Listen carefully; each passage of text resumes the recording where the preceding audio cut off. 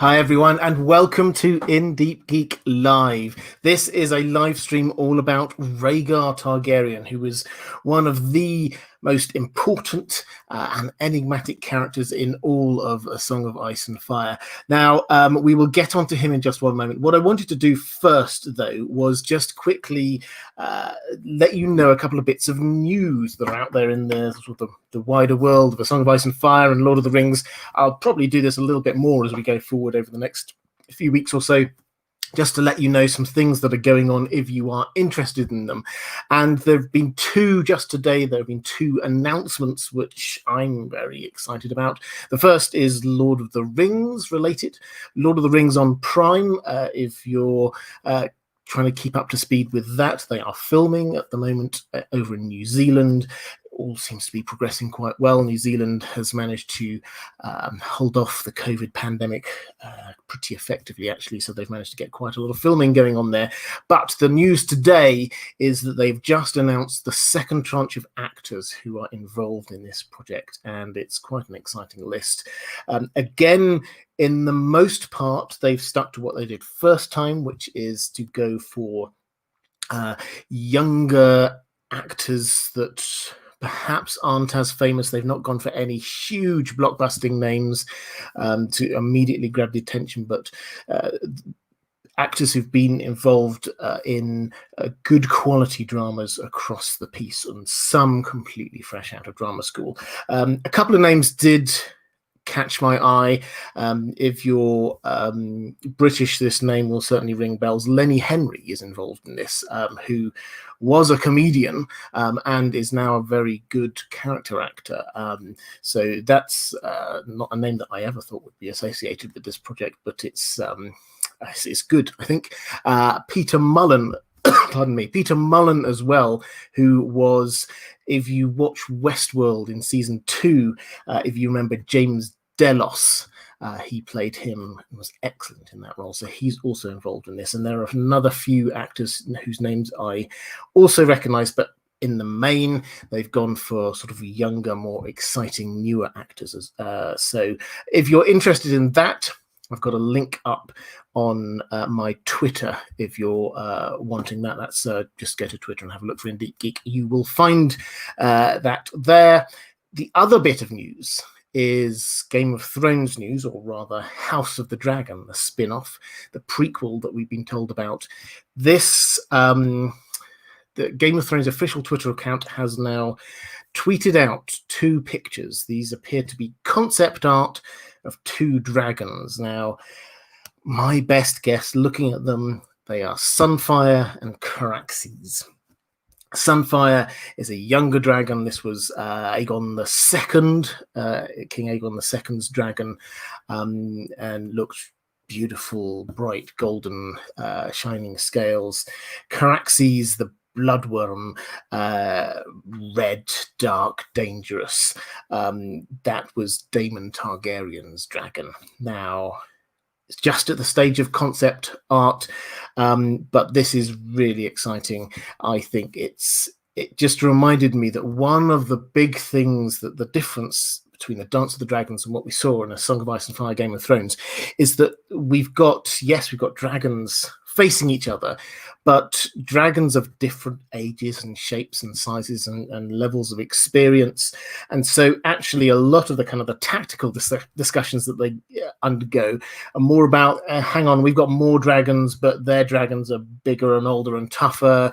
Where's the balance there? That kind of thing. So what we're going to see here is that clearly already trying to properly frame what the key dragons are in the House of the Dragon. So that's really exciting. And the second bit, they just tagged on a little bit of extra news onto that. They said production starts in 2021, which we kind of knew already, but this is, I think, the first official confirmation that this is when it's going to be starting.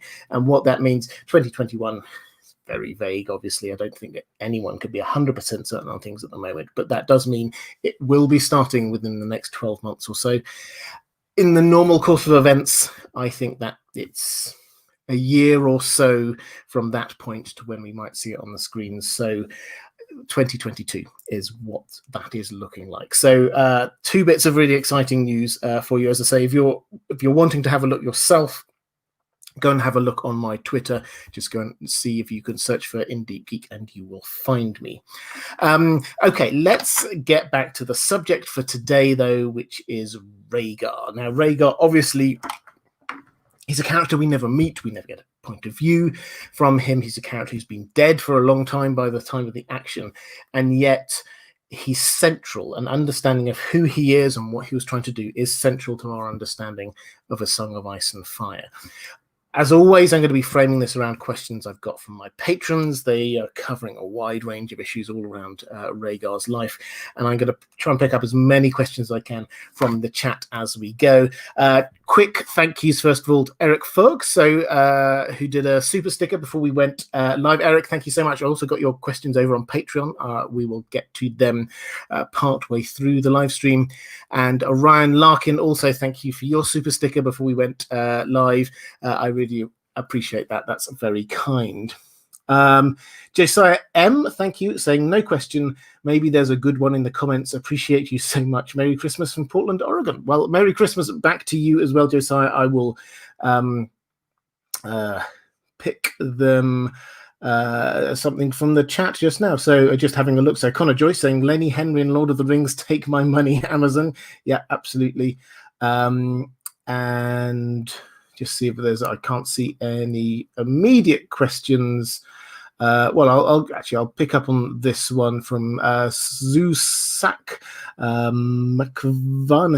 I mispronounced that horribly. I do apologize. Saying, don't you think Robert's Rebellion would make a better series than the House of the Dragon? I think this is a really interesting one. I would love a Robert's Rebellion TV show. George R. R. Martin, though, was very clear he didn't want one that was involving the same characters that they got, and HBO the same. They didn't want the same characters that we've already had, but just like earlier, they wanted something that had a complete step change from where we are at. So that's where we got to where we are. So I'm happy with it. I would have loved to see Robert's Rebellion 1. The whole thing fascinates me, but I am very happy with the Dance of the Dragon. It's one of the most fascinating bits of history in the world of Ice and Fire. Grimshot, thank you so much, saying sorry for off topic, saying I'm a fan of The Wire, West Wing and Westworld. Have you read or watched The Expanse or American Gods? I think you would enjoy them. Well, I'm also a fan of The Wire, The West Wing and Westworld.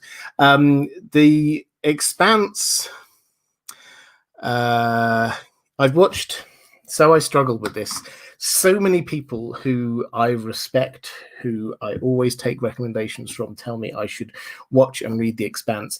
I've not had a chance to read the books. I will do at some point. I'm told they're excellent. The TV show, I watched the first couple of episodes and I couldn't quite get into it, and then dropped it. Something else came up. So I haven't quite managed to get into that either. I hear they're excellent, though. So at some point when I have a spare couple of weeks or so, then I will just try pushing through and start again and see what happens, because as I say, lots of people recommend it, so I would like that. As for American Gods, Neil Gaiman, big fan. Not seen the TV show, but love all of his writings. Right, let's go to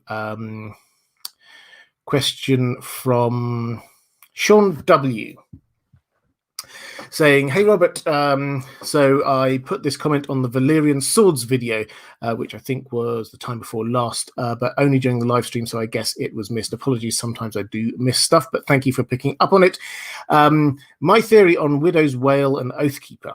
They will be divvied up between House Stark and House Lannister, Oathkeeper to the Starks and Widow's Wail to the Lannisters, a short sword for a short man, Tyrion. This will symbolize a peace between the two houses, like combining the white and red flower sigils of House York and House Lancaster. Thoughts? Yeah, so this was how the, or at the end of the War of the Roses, which George R. R. Martin has said many times was his initial primary inspiration for the Song of Ice and Fire world. That was a fight between House of York and the House of Lancaster. The obvious Stark Lannister link is there. How all of that ended up lots of history I'm going to skate over. How all of that ended up is by the two families joining together, and they combined their two symbols, the white rose of York and the red rose of Lancaster, into the red and white Tudor rose.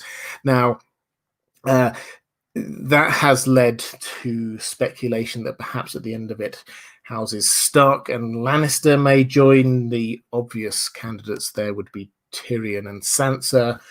I think there's arguments either way on that one.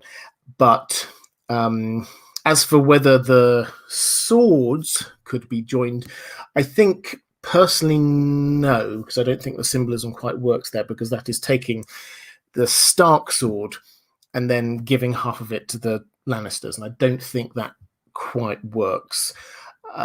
So I like the idea, but I think that what works better perhaps is for the Lannisters, or the representative of the Lannisters, say Jaime, to hand back the swords to the Starks and say, these are yours, really, we shouldn't have taken them.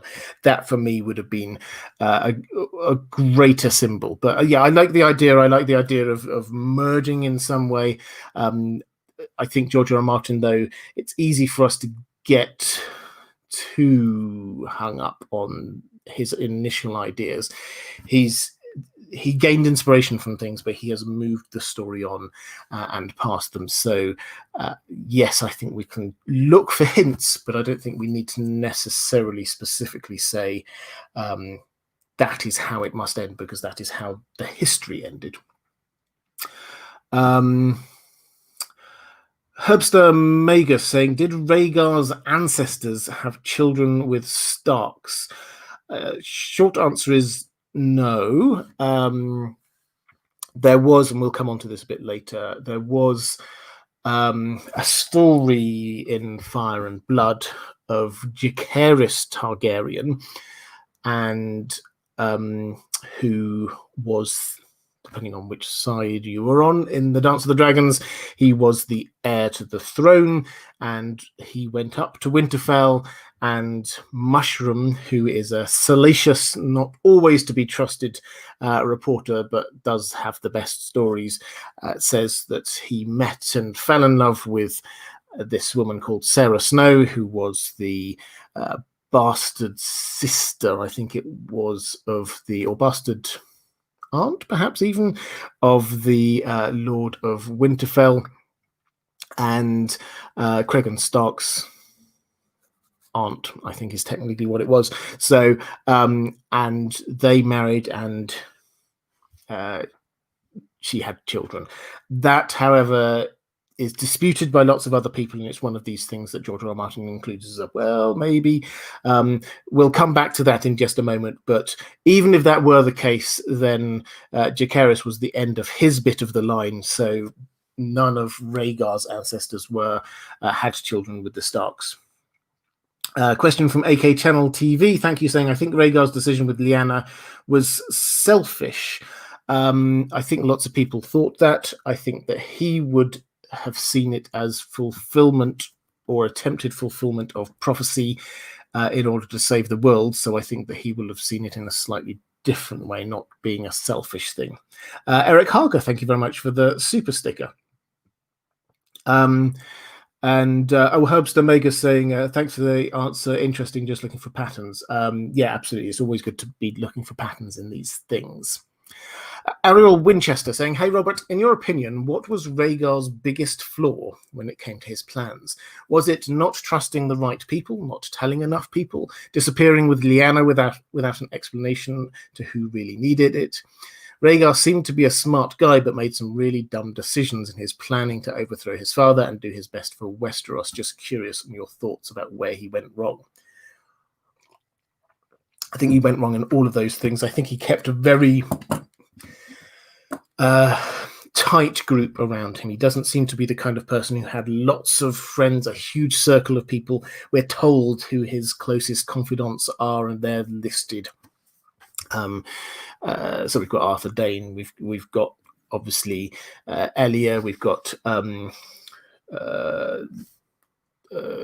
his two squires, Miles Mooton and Richard Lonmouth, and then by implication possibly also Oswell Went, but that's about it. That's and John Connington, but that's about it.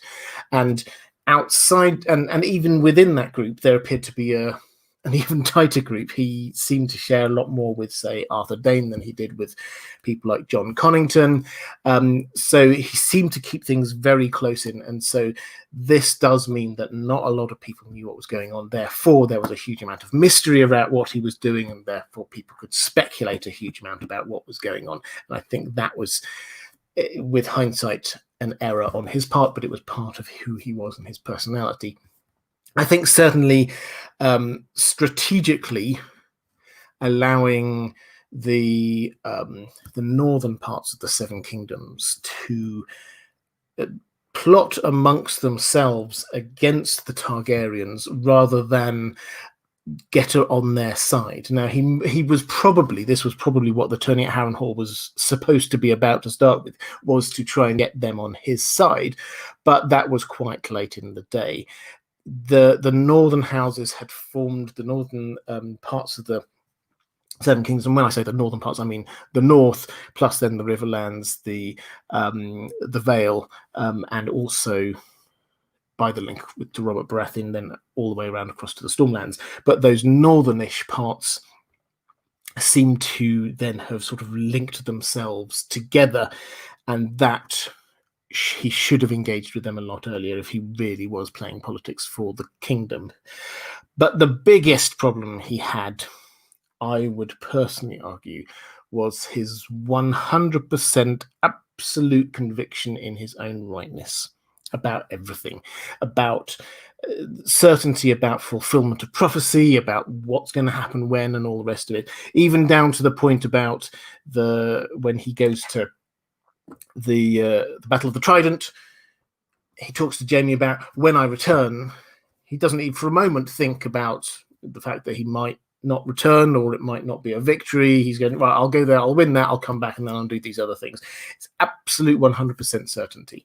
He always talks about things from the few sections of him speaking that we have, that there has to be, that I will do this, that will happen. When Dany gets that vision of him in the House of the Undying, then he says, there must be three. He is the prince that was promised. He's absolutely certain about these things, and that certainty is what drove him to his actions and blinded him to the idea that that his interpretation might not be the only possible interpretation that works. So that's my personal take at a high level on what was going on with Rhaegar and what his fatal flaws were. Johnny Stevenson, thank you so much, saying your content is an amazing, insightful addition to A Song of Ice and Fire. Thank you. That's very kind of you to say. In your opinion, which of the older Targaryen kings is Rhaegar most similar to?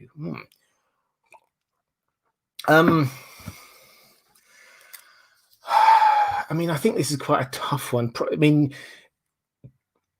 he's driven in a way that few of the others are, to a prophetic zeal. Now, that is probably, and very few people I suspect would make this kind of link, but when we get I've forgotten his name, the Pious. Somebody in the chat will pick him up. The zeal with which he followed his personal convictions was absolute. I think in terms of his own character, his studiousness seems to be closest to someone like Jaehaerys, though.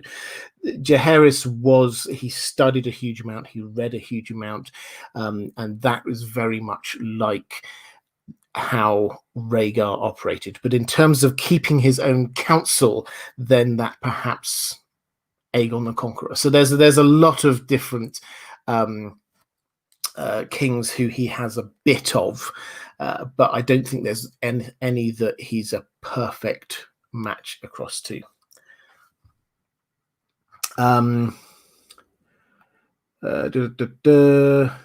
Question from Where was I? I think I missed one here. Ah, yes. So Shauna Bass, thank you so much, saying, I think Rhaegar intentionally did everything with the goal of resetting the world. The three heads of the dragon are north, south, and west.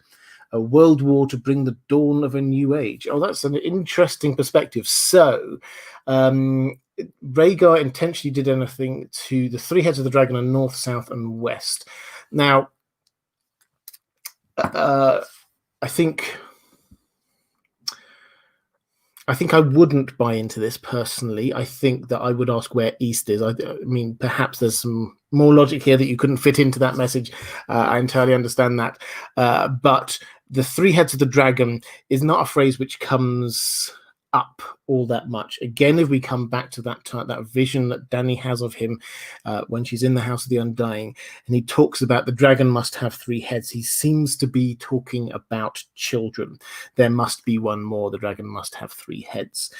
So he's talking about his children rather than points of the compass or directions or anything like that. So I think that is my interpretation of that. And a world war to bring the dawn of a new age. I don't think, personally, again, there may well be some more logic behind this. He couldn't fit into that, but I don't think that Rhaegar's intention was to create a war. I think that he felt that he had to be a warrior.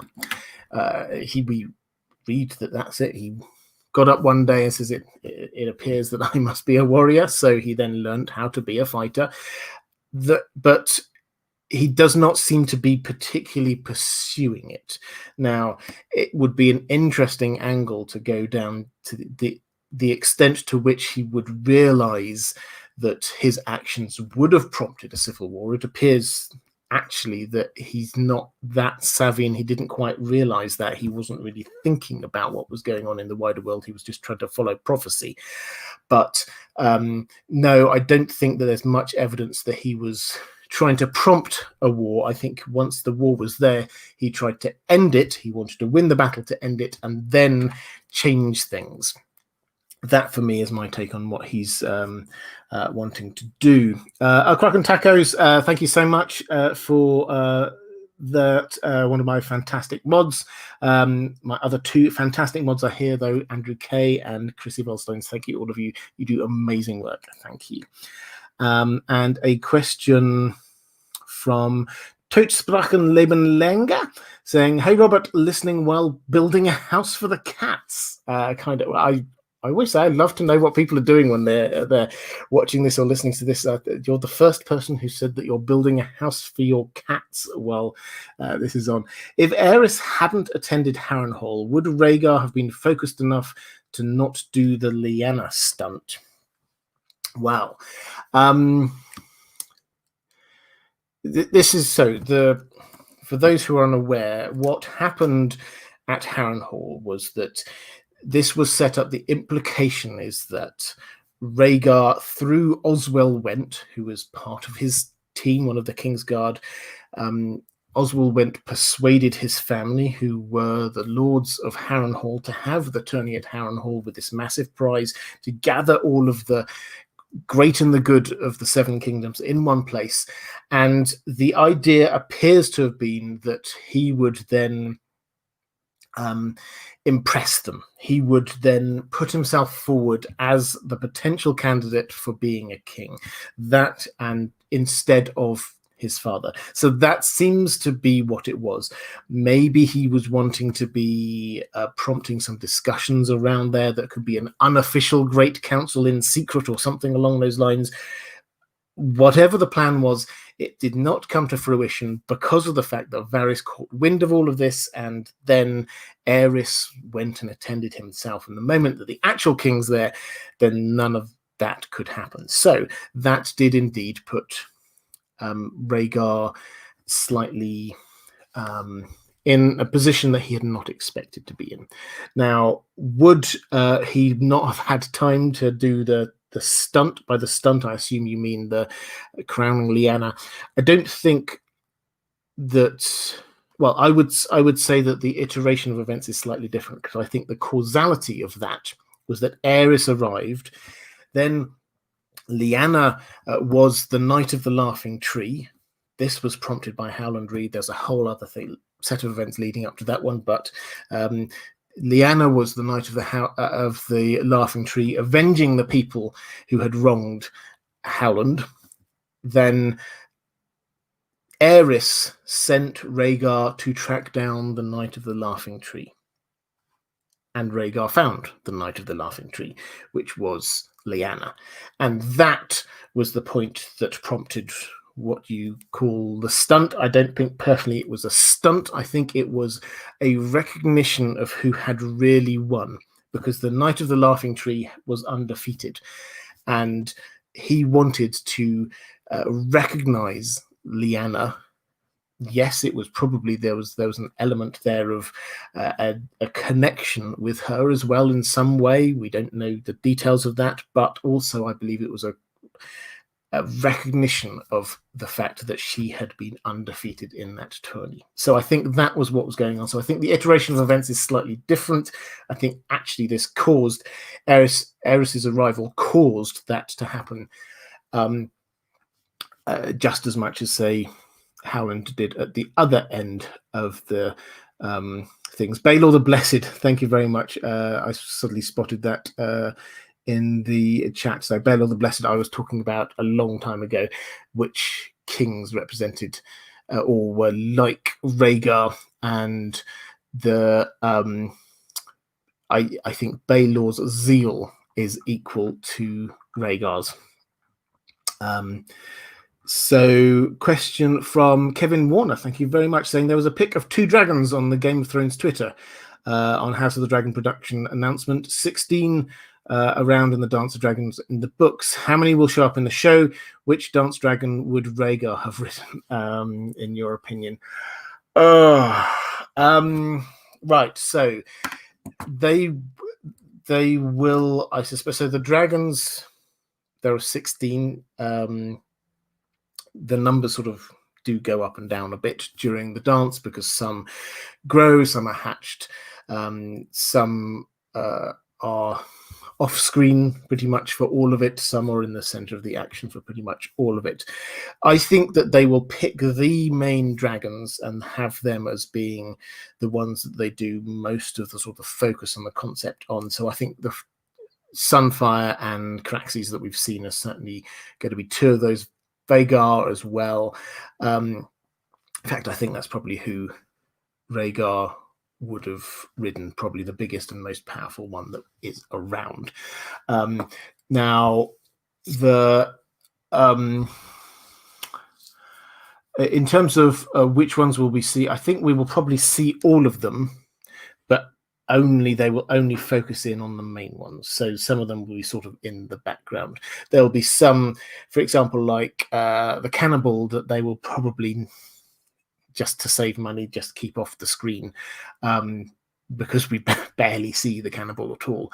But some of the others, like, say, Sheep Stealer, we will probably see, but only later on. So what they will probably do, I would imagine, just to keep a lid on costs, is because these things do cost time and money to do. This is huge amounts of special effects to create the dragons.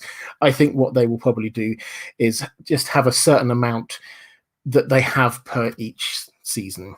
So some will die early on, and then others will start to be introduced. That kind of thing.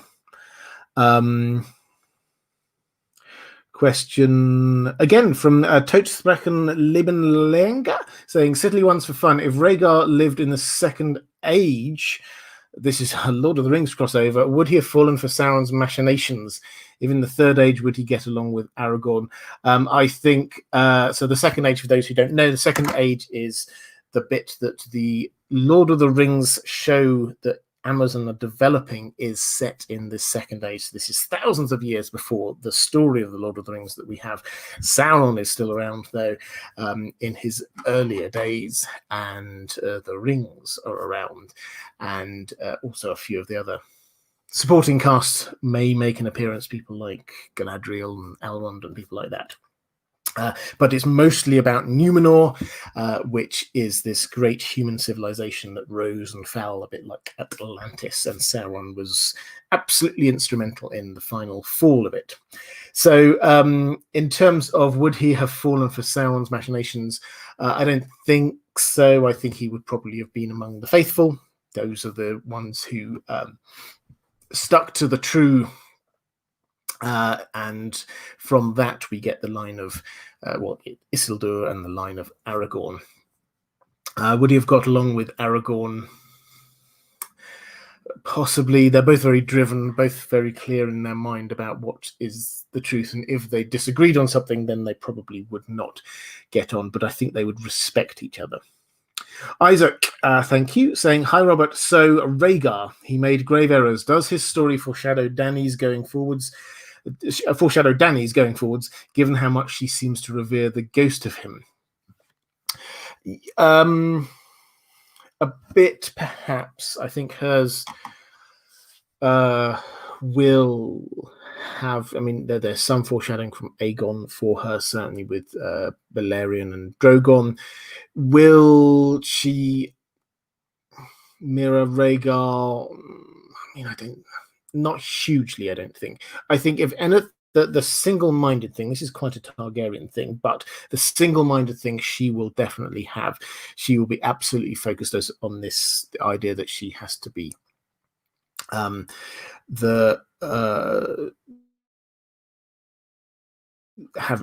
the island. I think the difference is that whereas Rhaegar was very much, he personally absolutely believed all the prophecies that the prince was promised and all the rest of it, and that drove him. I think that there will be people around Daenerys who absolutely believe it, but she does not herself necessarily. She just believe it. She just sees them as being quite useful in helping her get on to the throne, which is her actual aim. That may shift towards the end. We simply do not know where George R. Martin is going to go with this towards the end, when she does realize about what's happening with the others. I don't think it's just a well, I should probably say is that what they did on the show was they just had Melisandre as a representative of the Red Priests. That's not what the situation is in the books. The Red Priest, this is the worship of R'hllor in the books is massive. This is like the biggest religion on the biggest continent. It's huge, and it's the faith of the people. There are thousands of priests and all the rest of it, and they are actively getting behind Dany. So they are absolutely 100% convinced she is the prince that was promised. She's Azor Ahai reborn and all the rest of it, and she is going to be the person driving forward and taking on the others for them. So she is going to have all of that behind her. The bit that we do not know in terms of where George R. R. Martin's thinking is going on this is the extent to which she will go along with this and buy into it, or just go along with it and accept it as being, these are useful people. That's a thing that we do not know, because she has not yet come into any significant contact with worshippers of R'hllor. So the meeting with Moqorro, when that happens, will be absolutely vital to our understanding of that. Question from, where did I get up to? Question from Googly Woogly. I missed saying that name. I'll have to catch this on the replay. Oh, good that you could pop in. Anyway, just ducking in for a quick hello. I love seeing the notification because it's always a reminder that tomorrow is Friday. Well, there we go. I'm glad to be able to offer you, and thank you so much for the super chat. I very much appreciate it, and the chance to say Googly Woogly again.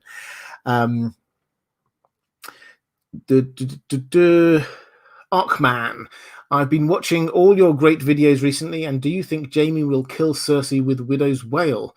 She's a mad widow, and it would be poetic. Oh, I think this is... well, thank you, first of all. So I think still, for me, the most likely candidate to kill Cersei at the end of it all is Jaime. They certainly, I think, all the foreshadowing seems to imply that they will die together. And I think that this would be an appropriate end for their relationship. Will he do it with Widow's Wail? Possibly. If he has it, that's, I mean, that would certainly make sense. The pause I've got there is that the Valonqar prophecy. This is the prophecy that Maggie the Frog gave to Cersei. There was lots of it, and it all seems to be coming true.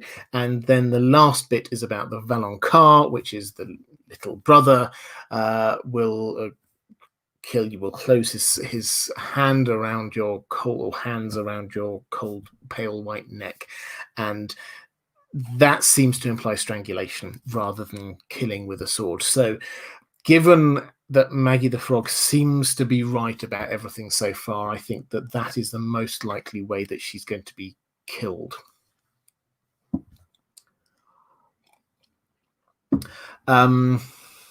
Question from Maria Kimbrew. Aren't many people going too harsh on Rhaegar? He thought he was the prince that was promised, but it had logic, and later he voluntarily changed his idea. Yes, he did. So, I mean, I'm sometimes a bit harsh on him, I have to admit, and I recognize that in myself. So he was what appears to be an incredibly earnest young man who seems to have read something in a scroll, a parchment, that made him believe that he had a role in saving the world, and so he did what he thought was the right thing. And then he was absolutely convinced of this, until at some point he then became absolutely convinced that it wasn't him, it was actually his son who was going to have this role. And then that appears to have been wrong. So I think people are harsh on him because he was wrong about a lot of stuff. I think the fact that he had the humility to change his mind is something, and thank you for raising the point, because I think it is a really good one. There are some people, like, say, Melisandre, who so far have shown absolutely no humility to change their mind about anything at all, even when all the evidence seems to be piling up in their face. And the fact that we've got somebody who changes their mind is fantastic. So yes, I think that we can be harsh on him because he did get a lot of stuff wrong, but we do have to recognize that, I mean, he seems generally to be a good man in most of the things that he did. People did seem to like him, and he did seem to be genuinely trying to do the right thing in most of what he was about. Then if you have the ability, and I'll go off on a mini rant here, I think one of the things, apologies, one of the things I think that we, in today's society, we have lost respect for people changing their minds. We're just talking about flip-flops and talking about turns and all the rest of it. And actually, this isn't just a politics related thing, this is just in life generally. Actually, this is a good thing when people have the ability to change their mind. It is a good thing that people should be able to recognize when the facts have shown that they are wrong and can change their mind. And I hope that I and we can always be that kind of person who, when we are shown that we're in the wrong, can actually change our mind on something, and we do not create a culture that people feel shame in changing their mind about something because they think that they were wrong. So yes is my short answer, and thank you. That was a really interesting point you raised as well. Susan Dunkel, thank you so much. That's very kind. Saying, hi, Robert. How do you think John Connington knew about Rhaegar and Lyanna? If so, how would he feel about Jon versus Fagon? Right. So, John Connington was one of Rhaegar's circle, but he appears not to be in the inner circle. Now, he was... And this is obvious not just from what Jon himself, when we get his points of view chapters, but also from the evidence we have before us, which is that Aerys appointed him Hand of the King at one point. And if you're appointed Hand of the King, if Aerys appointed you Hand of the King, that means that he does not think that you're fully in Rhaegar's camp because he was absolutely paranoid about Rhaegar wanting to take over from him. So he would not have put someone he thought was absolutely in Rhaegar's camp there. So I think that they were not as close as Jon Connington thought they were. Let's put it that way. Now, in terms of whether he knew about Rhaegar and Lyanna, I think probably not in huge amounts of detail. He certainly wasn't involved in any of the sort of the prophecy side of it or anything else like that. How would he feel about Jon versus Fagon? Now, if he discovers that Rhaegar has got what he thinks are 2 children, then yes, that would indeed leave him conflicted. I think that his love for Fagon is there because he believes that he is Rhaegar's child, and he is therefore helping raise Rhaegar's child. And if somebody else comes along who is also Rhaegar's child, then yeah, I think it will be conflicted.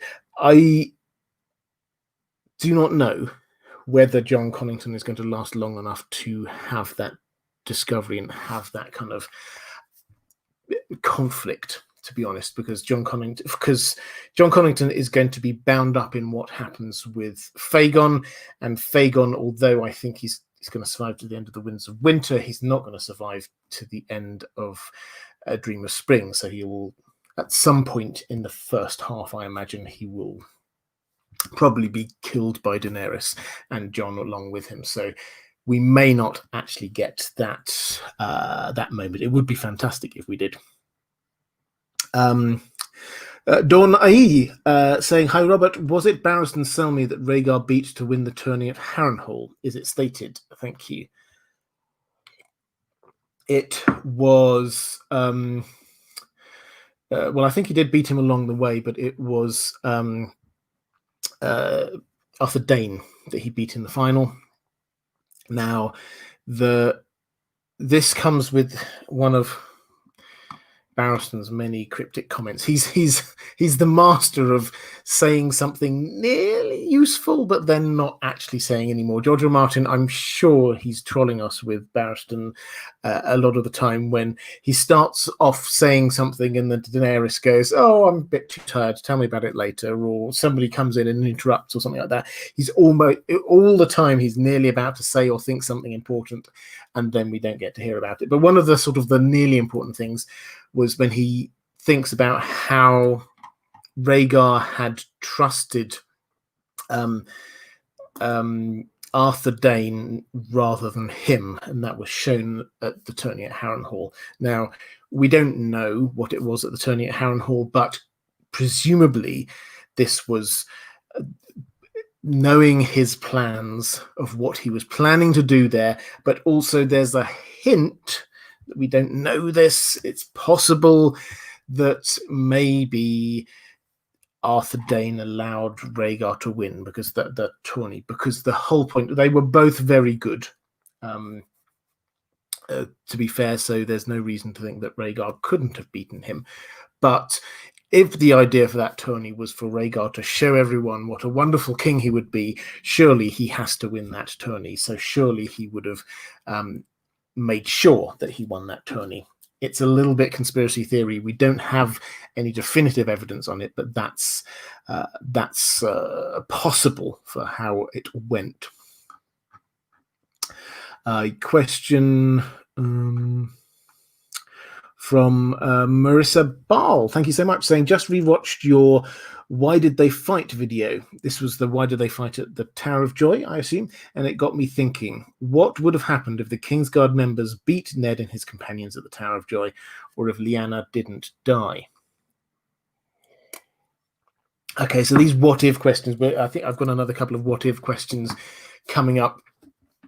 The problem with all of these what-if questions is that they aren't just dependent on what happens in that enclosed moment. They're dependent on the actions of 1,000,001 other people. Now, so what we can say is if the Kingsguard had beaten Ned and all of his lot, then what would have happened? Well, they have, at that stage, I think that they probably have to try and think, well, what do they do? They've got this child, and if Lyanna lives, I think the reason they were hanging around in the tower was actually because Lyanna was dying and she couldn't really be moved at that point. Otherwise, they probably would have moved on. But I think they would have tried to protect the child and maybe gone off into exile. That seems to me to be the most likely thing. They basically, the implication is that they were given this charge to protect the new child when it was born and prevent anyone from going into the tower.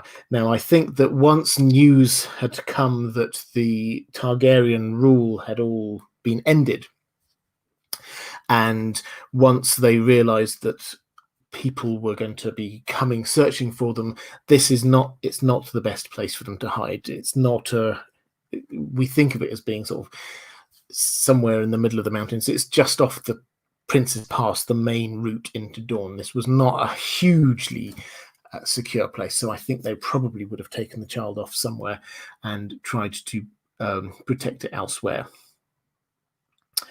Shetland Apache, is Rhaegar masquerading as Jaqen H'ghar, or was he just the most disappointing prince's time, who embodied what a prince should be and achieved nothing? So is Rhaegar masquerading as Jaqen H'ghar? No, I see absolutely no evidence for that one, I'm afraid. What is he disappointing, who embodied what a prince should be and achieved nothing? Well, I think this is certainly something that George R.R. Martin does do. And he shows us this character who is, in many ways, he's loved by the people. He's got, he's studious. He's a good fighter. He seems to be charismatic, a leader of people. This is, in many ways, what you would want a king to be like. And yet, yes, he failed. So is that what his role is? Well, yes, but at the same time, he has a bigger role in the plot, because without him and without what he did, then obviously we would not have got Jon. And if we don't have Jon, then the story of A Song of Ice and Fire will not happen. So is he just a disappointment? Perhaps on a personal level, you may think that. I have many views on Rhaegar. Personally, I don't view him as a disappointment as a person. I'm frustrated by him in many ways, but George R. R. Martin used him in order to create the story, the background to the story that we have. So I think that he's important within that role, not just in and of the character. He has an important role in the story. Ariel Winchester saying, just a small show of thanks for the best content creator on the web. Oh, thank you.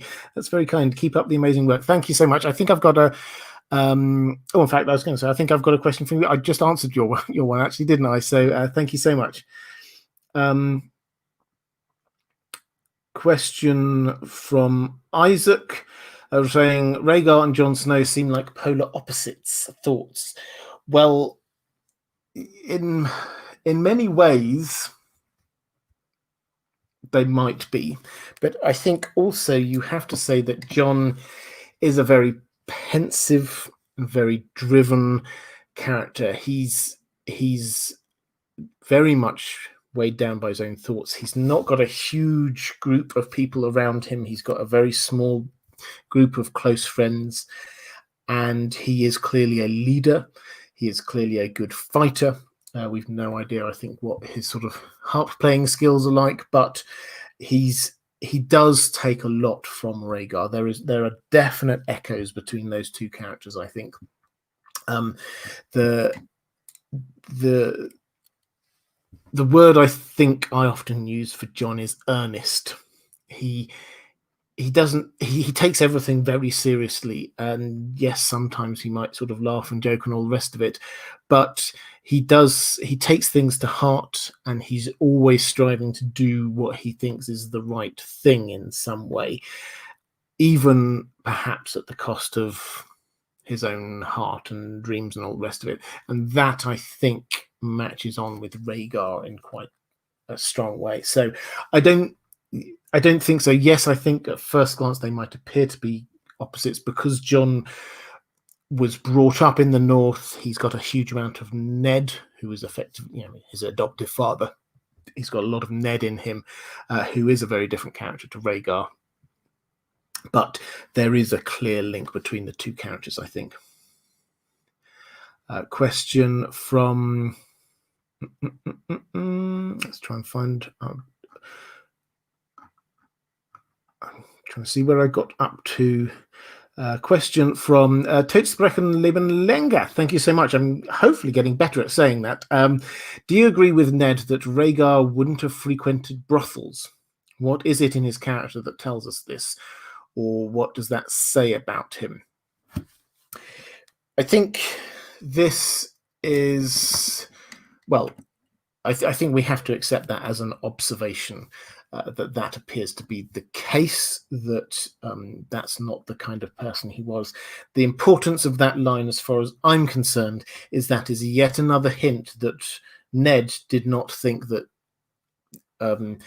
Rhaegar was the kind of person who would just let himself get led by his loins. He wouldn't just get Lyanna because he wanted to get laid. Basically, that is the hint that we're getting here from Ned, is that Ned does not think of Rhaegar in the same way Robert Baratheon thinks of Rhaegar. Now, there's an element, I suspect, with both of them of psychological projection, of that they can't quite understand. They interpret people by their own standards. Ned, legendarily, is not the kind of person who would visit brothels.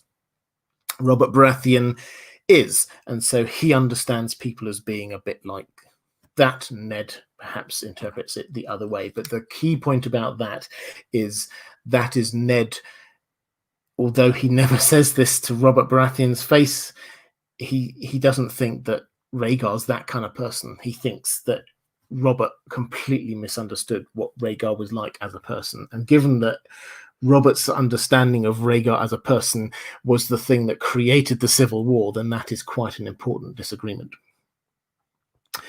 Question from Maria Kimberloo. Thank you so much. Will we learn something new about Rhaegar in the Winds of Winter? I can't wait for Jon Conn's conversations with Arianne, Cersei, etc., and Bran's and maybe Jon's visions. I don't think we're going to get huge amounts more. I think the next big reveal probably is the big Jon parentage reveal. The intriguing one for me, and I'm interested when you talk about Arianne, is that it is clear to me that the Martell family had to know at least something about what was going on. They were completely in this all the way through. Obviously, Elia was there. She had long conversations with Rhaegar. She will have known what was going on in his mind. Lewin Martell was in the Kingsguard. He will have known what was going on. And where did Rhaegar choose to shelter himself? In Dorne. Now, that's not an accident. He chose to go Dorne because that was the safest place for him. So it would not, I've already said, the Tower of Joy is not just somewhere that nobody could ever find it. It's just off the Prince's Pass, the main thoroughfare. People have gone past. House Fowler are in charge of that. They surely will have noticed if some Kingsguard set up camp in one of their towers, and they will surely have told House Martell. So House Martell, at the very least, will have been aware of what was going on. Now, that therefore means Arianne may not know because she wasn't around at the time, but when you get Doran Martell, he may well be somebody who's got a better idea about what's going on. And so his conversations with people like Jon Connington will be fascinating. If they get to meet up, I don't know whether they will. In terms of Bran's visions, yes, I think we're probably not going to see him go down that path until A Dream of Spring in terms of Rhaegar.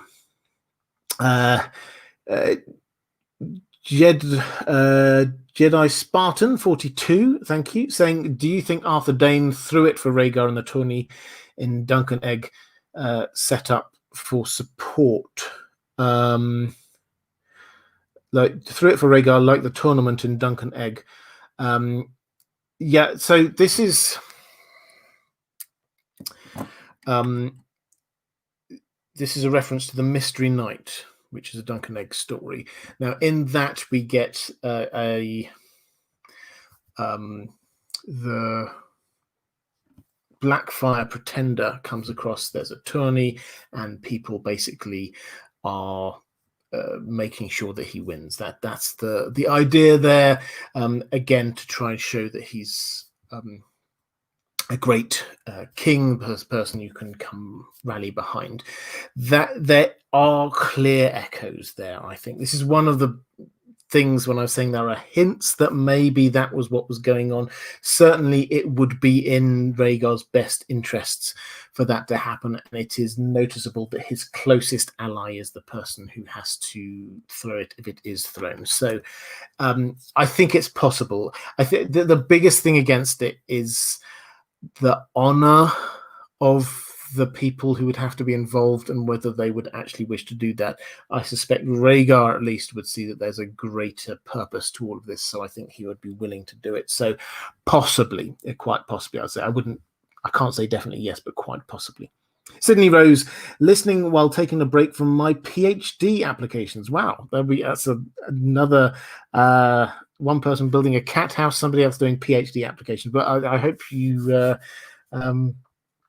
get the course that you or the tutor or whatever it is you're going for. That good luck with that. Did Rhaegar and Lyanna plan to de-escalate her family's and fiance rescue mission? Why not schedule another great council? What was the plan?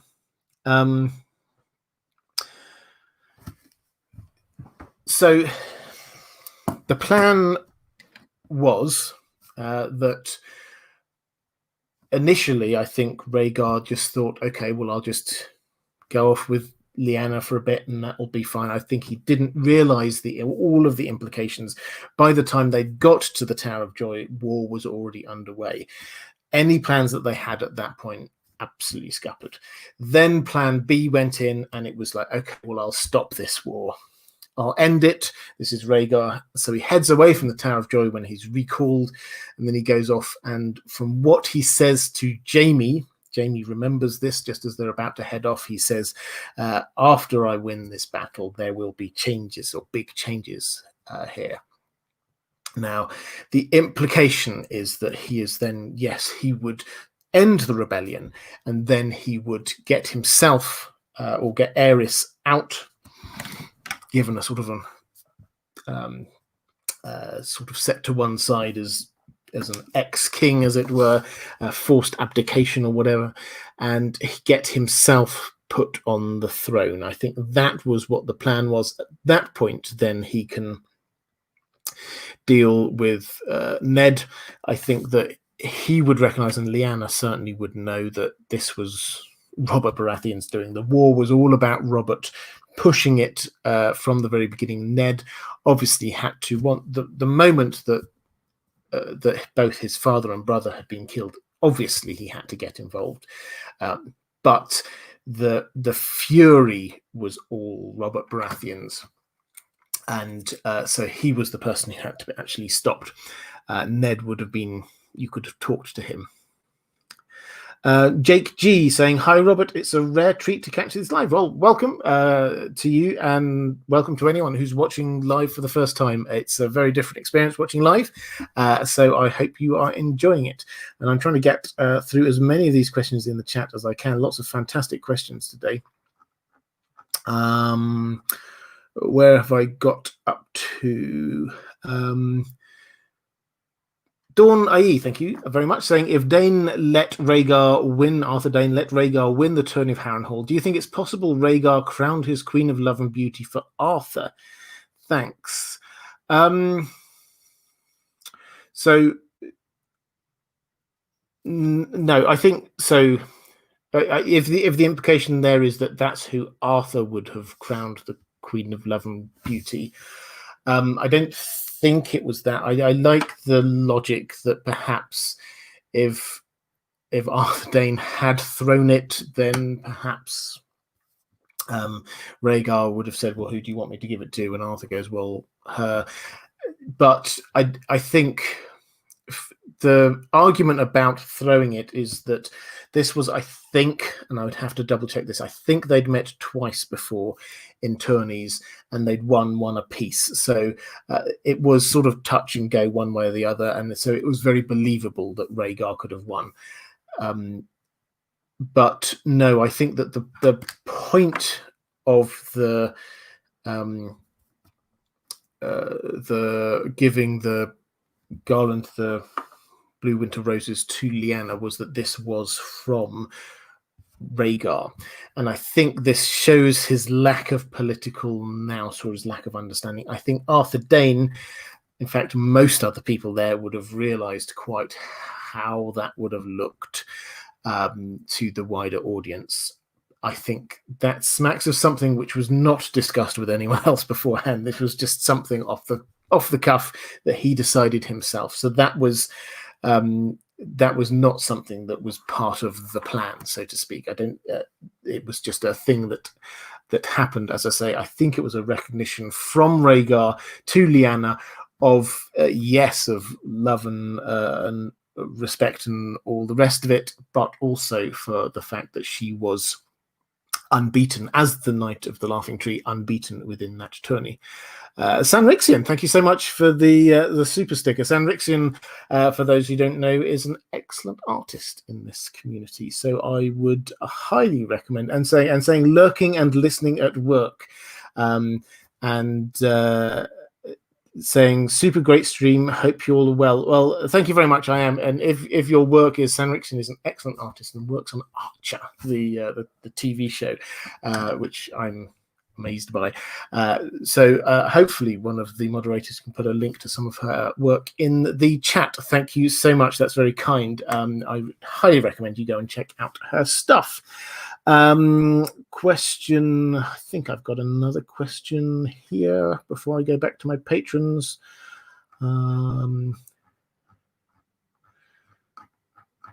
Yes, I have. And this is saying a correction on the name, saying tote is pronounced tote. Otherwise, you're doing fine. Okay, so this is tote sprachen leben länger. Okay, I will try and remember that. I'm very forgetful with names, but I will try and remember tote. Appreciate all your content a lot. Question: how big do the merch shirts get? Oh, I've had this question actually. Thank you. I do not know the answer. I'm going to check this out. I've been told that perhaps they don't go to some of the larger sizes. I will have a look for you. If you're interested in merch, I do in Deep Geek, Welcome Weary Traveller and Kraken Taco stuff, and more coming soon, I hope. If you are interested in that, do check out indeepgeek.com, which is my new website. It's a home for all merch and also audiobooks. If you like my reading voice and you would like an audiobook, then you can find some of my audiobooks on sale there as well. Anyway, what size do they go up to? I don't have that to hand at the moment, but I will make sure they go up to as large a size as possible. So hopefully that will sort itself out. Tote, thank you. Right, I think that's me now caught up in the chat. Paladin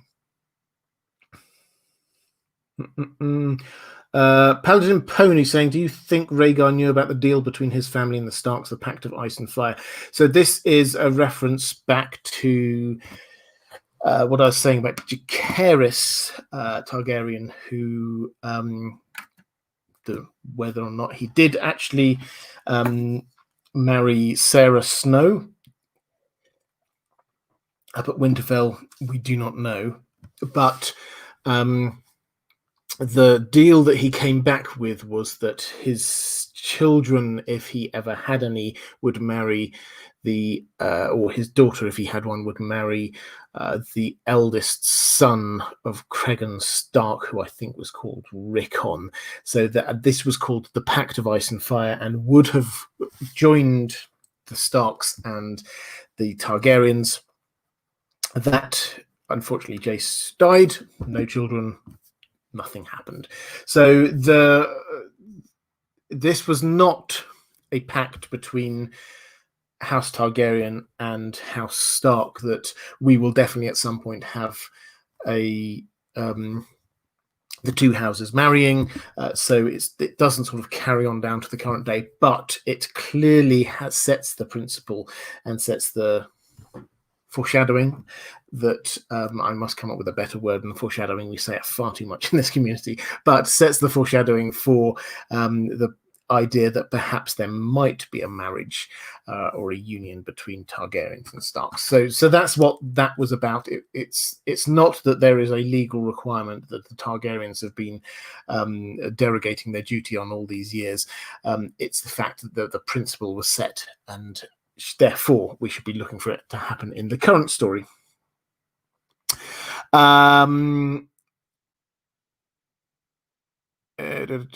Question from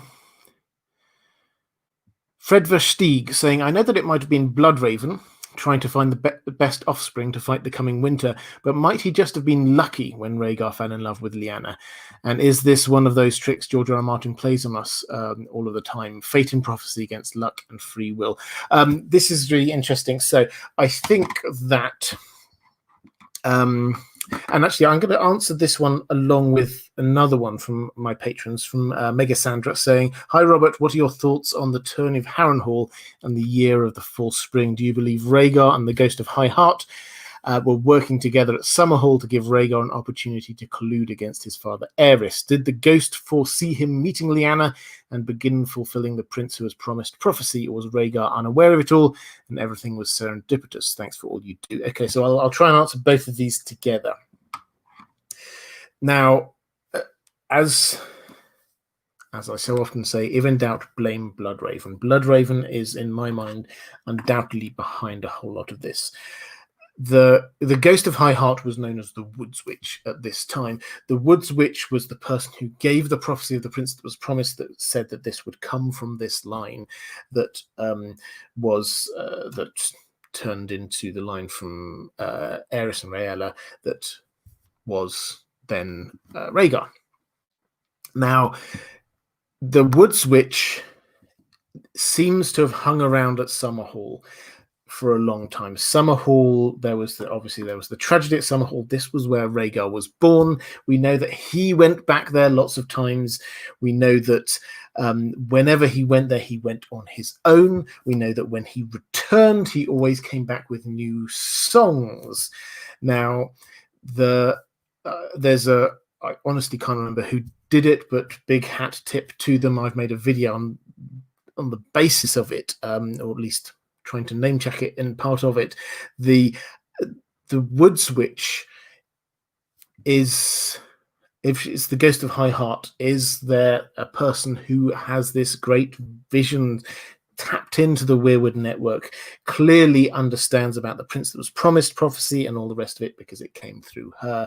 If she's hanging around at Summerhall, if Rhaegar's going there to Summerhall, surely they have to have met. He kept on going back there. Surely they have to have met.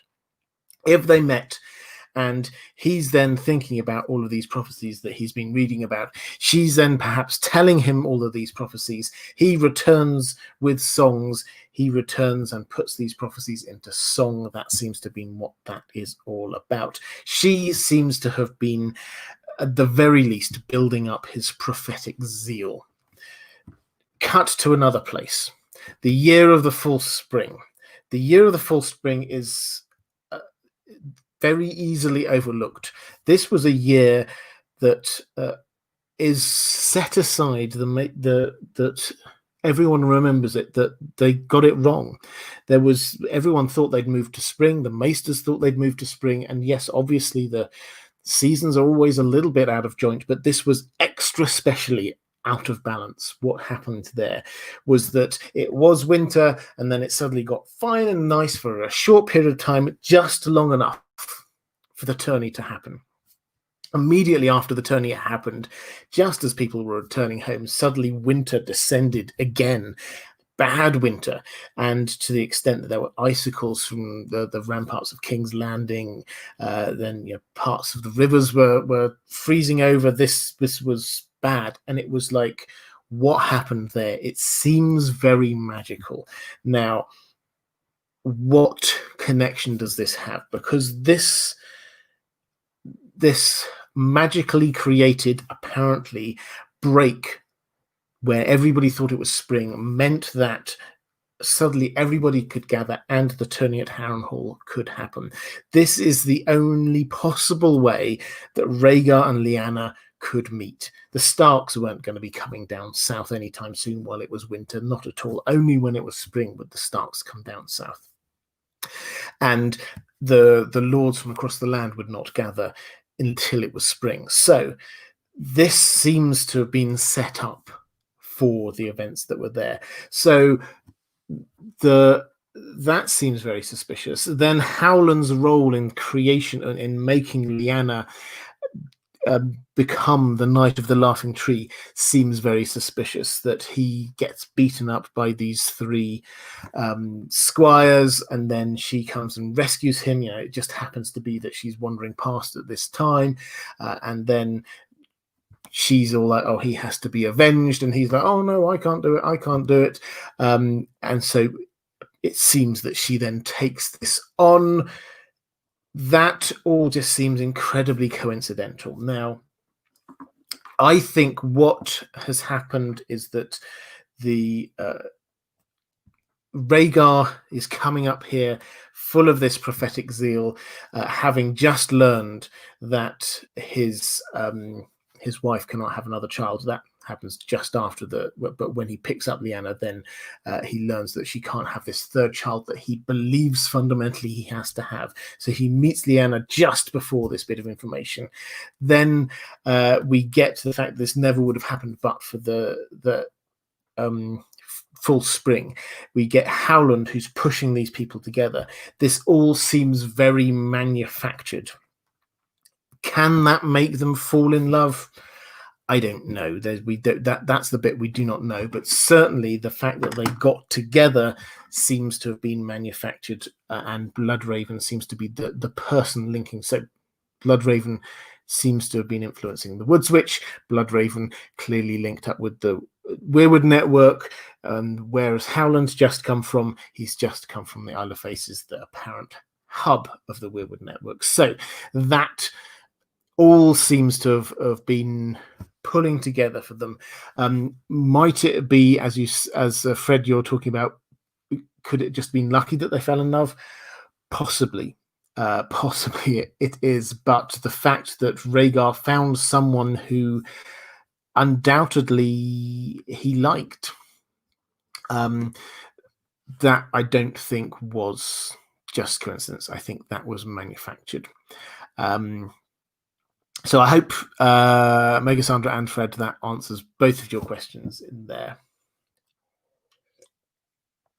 Okay, question from Catherine Furseth, saying Rhaegar is a mighty presence in all of A Song of Ice and Fire, inasmuch as so many central figures can't seem to stop thinking about him.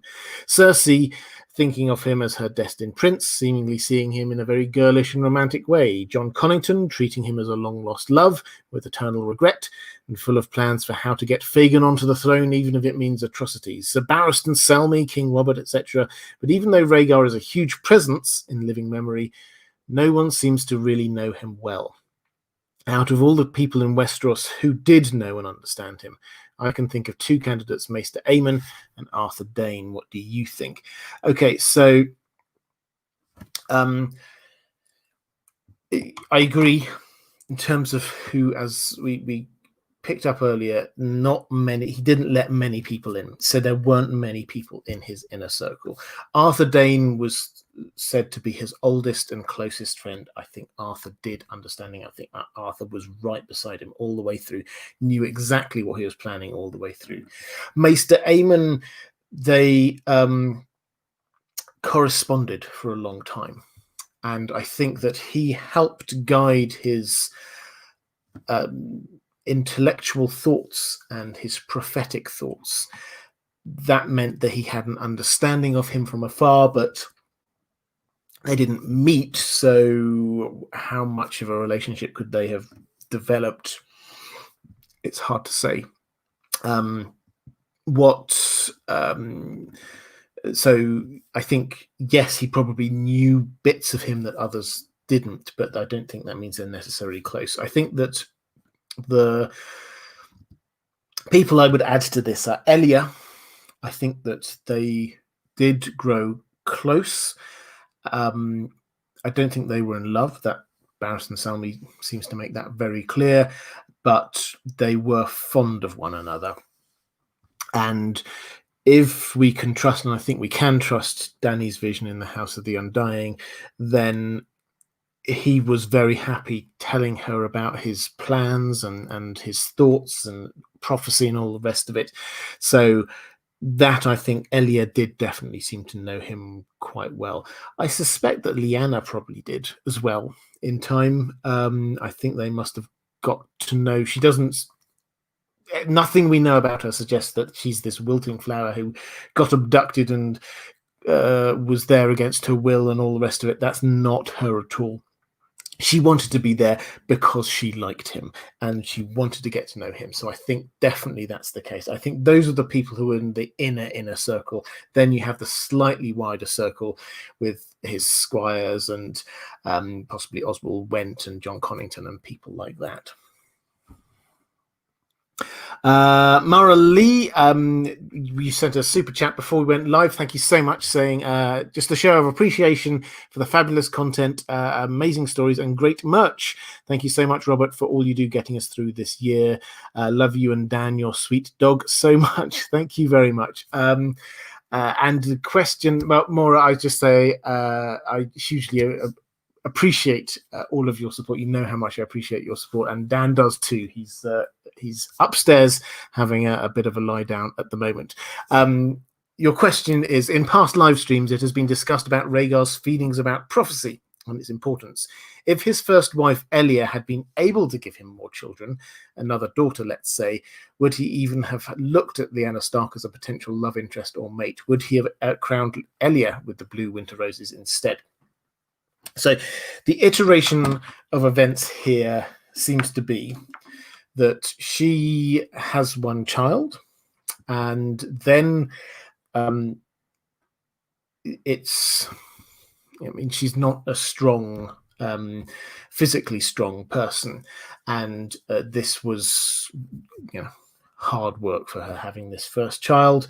Then we get the Tourney at Harrenhal. She's pregnant at this point with the second child. They are married and care about each other, but not in love. At the Tourney at Harrenhal, Rhaegar meets Lyanna. There is a connection of whatever level. We don't know that. We obviously haven't got any details of that, but there is definitely a connection between them there. And as I say, I think the reason why he gave her the crown of winter blue roses was because of a recognition of what she had done and who she was, rather than I love you and I think you're amazing, let's run away together. I don't think it was at that point then. Then they go off. Rhaegar and Elia go back to Dragonstone. They have the second child, baby Aegon, and that's the point at which the Maester says, you know what, you can't have any more. But Rhaegar is by this time convinced that he must have 3 children. There must be one more, he says. The dragon has 3 heads. So then he thinks, well, how am I going to do this, what's going on. And he goes down to Summerhall. This is what he always does at Summerhall. There he meets the Woods Witch, and at that point, he and the companions he has with him then head up and collect Lyanna when he's presumably been in contact with her in the meantime. So that's the iteration of events. If Lyanna had been able to have a third child, then yeah, I think that he would have had a third child with if Elia had been able to have a third child, then yes, I think he would have had a third child with Elia. But I think that it's very clear that he did not love Elia. He was fond of her, but he did not love her. And I think that it does seem quite clear that he did fall in love with Lyanna. So it's entirely possible that the events would have transpired in the same way anyway. Julie Bernard saying, "Hello, Robert. I wanted to ask you about Varys and his opinion of Rhaegar. From the show, he says his motivation is to have a good ruler so the small folk don't suffer. Wouldn't it have been sensible for him to assist Rhaegar in his plotting to depose his father? You remember you saying in the Robert's Rebellion series that Varys' spies knew that Rhaegar planned to organize a coup with the Lords of the Tourney Harrenhal. So Varys he was a relatively recent appointment by Aerys, and so he did indeed discover what was going on in Harrenhal, or what the plan was, and that was what prompted Aerys to go up there to try and foil the plans. Now, why would Varys do that if he's wanting to have a good king there?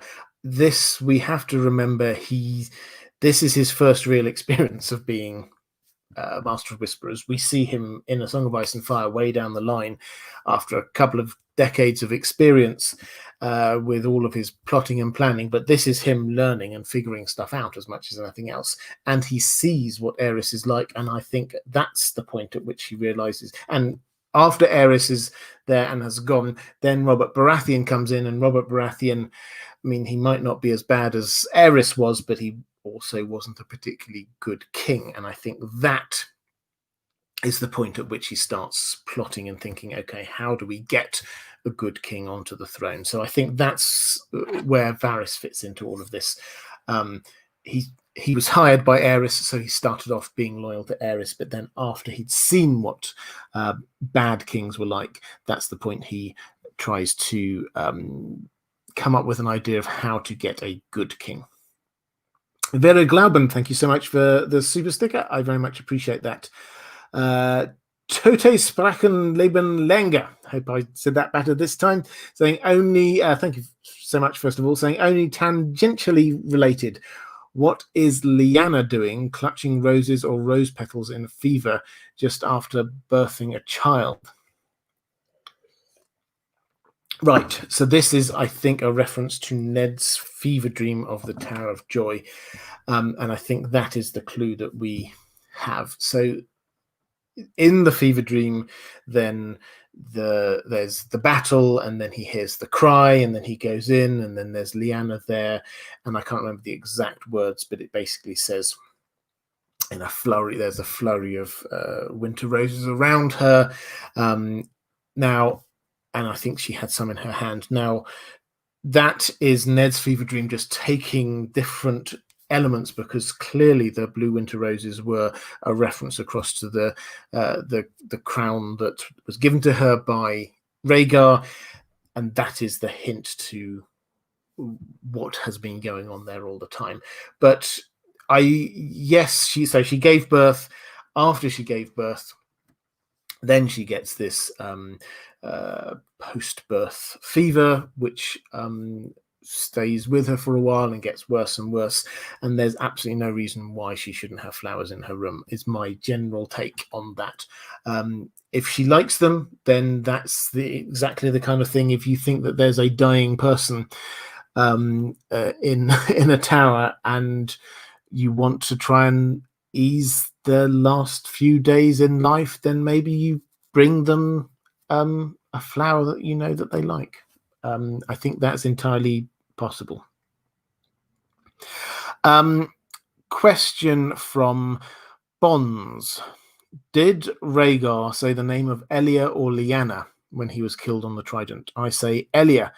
The clues for Dany and the House of the Undying are broken into 3 sets. The set pointing to Jon, blue flower in a wall of ice, is in a different set to Rhaegar dying on the Trident. This points away from Rhaegar, saying Lyanna. Okay, so this is the visions in the House of the Undying. Now she sees him calling out a woman's name. This is Rhaegar calling out a woman's name as he dies. Now, I think that this is Lyanna, because he doesn't love Elia. He cares about her, but he doesn't love her. We know this for a fact. We think that he did love Lyanna, and it makes sense that those are the, that's what he was thinking about. And again, this is a hint. The fact that we're not told the woman's name is quite a clear George R. R. Martin doesn't want us to know. Why would he not want us to know if it was just Elia? So I think that is a hint as well. But in terms of, and I will do at some point, I will do another video on the House of the Undying visions. I don't think that the sets there are quite set up in the same way. I suspect I've got a slightly different interpretation to you of them. The vision, the set of visions that I think you're thinking about there is the Daughter of Death visions that Dany has, which is visions of her loved relatives, male relatives, dying, which is quite harsh. And yes, obviously that is why her brother dying is part of that set of visions. I don't think that that's the link is there across to the other things. This is just the moment of his death and a little clue that maybe this is all about a woman. Lady Pushkin saying, "Can you do all visions, please?" Yeah, I've got a very slow-moving series. I've done 3 or 4 of different visions. I'm going to try and cover all of the visions and dreams and visions within the song, or the major ones anyway, within the Song of Ice and Fire. So yes, I will definitely be doing that. I'll try and do the Maggie the Frog's visions and so on as well. And Jamie's other vision, I did his vision of his mother, but then he also has a weirwood vision. That's one I'm going to do too soon. Dan Windsor, thank you so much for the super chat. I don't see a question next to that. If you do have one, drop it in the chat. Hopefully one of my moderators will be able to pick it up. Question from Catherine Furseth. Does Jon, one of the people who never thinks about Rhaegar, but who is actually his son, reflect or fulfill or resonate his story in any way? Rhaegar was so obsessed with the Azor Ahai prophecy, but it seems that echoes of that prophecy will play out in Jon's story. Yeah, I think that's the key point here, is that Rhaegar, it's almost an opposite echo. I don't know whether that's even a thing, but Rhaegar is obsessed with prophecy, Principles Promised, Azor Ahai Reborn, all of this kind of stuff, and that is what is driving him. And yet, it doesn't appear that he is actually looking back. He isn't that, nor is the son that he thinks is going to be that. Jon, however, the more we move through the story, the more he seems to be starting to fulfill this without meaning to. So Rhaegar was trying to push the prophecy. He was trying to make it happen. He was trying to manifest it in his own lifetime. But no matter how hard he strived, it was not happening. Jon may not have even heard of the prophecy. He certainly doesn't seem to be trying his best to create it. He had the idea that he might be involved in it. Certainly doesn't seem to be at all near his thinking. And yet, despite all of that, this does seem to be blossoming around him. So it's kind of the reverse of what was going on there. Let's just see whether I've got the Dan Windsor, whether there's any more question there. Oh, so just saying, nope, great topic, just wanted to support. Thank you, Dan, I really appreciate that. That's very kind.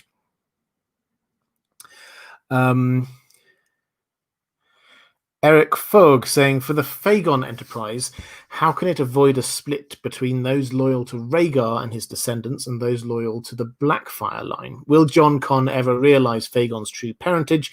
Will Fagon himself? Will the Golden Company march to place Rhaegar's supposed son on the throne with the sword Blackfire for Fagon and the gilded skull of Bittersteel and other Blackfires? I think the answer to this is, although the truth will probably come out eventually, in the short term, the only people probably who know this, who know the truth of what's going on, are Varys and Illyrio, and neither of them are about to give away the game. So I think that it's just going to just be ignored by people. There won't be a split between them at all.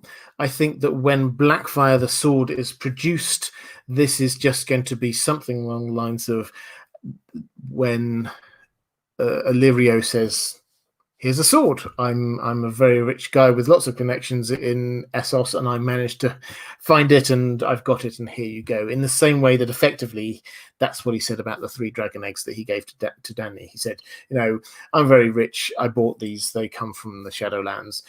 They probably weren't. They probably got them from Braavos, but that's not the point. The point is that he just presented them, and nobody for one moment thought, why on earth have you got these? They just thought, wow, this is a rich guy who's managed to get hold of something really cool. And it's going to be the same, I think, with Blackfire. So I don't think people are going to think, this is it.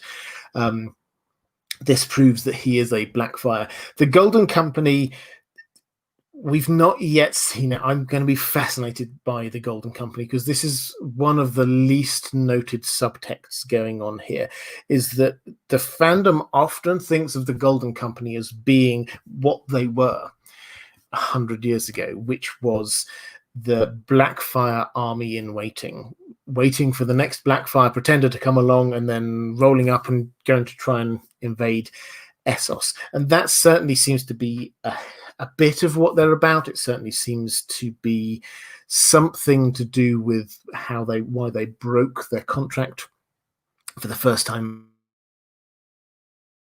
ever with Daenerys. The idea was always that Fagon and Daenerys would marry.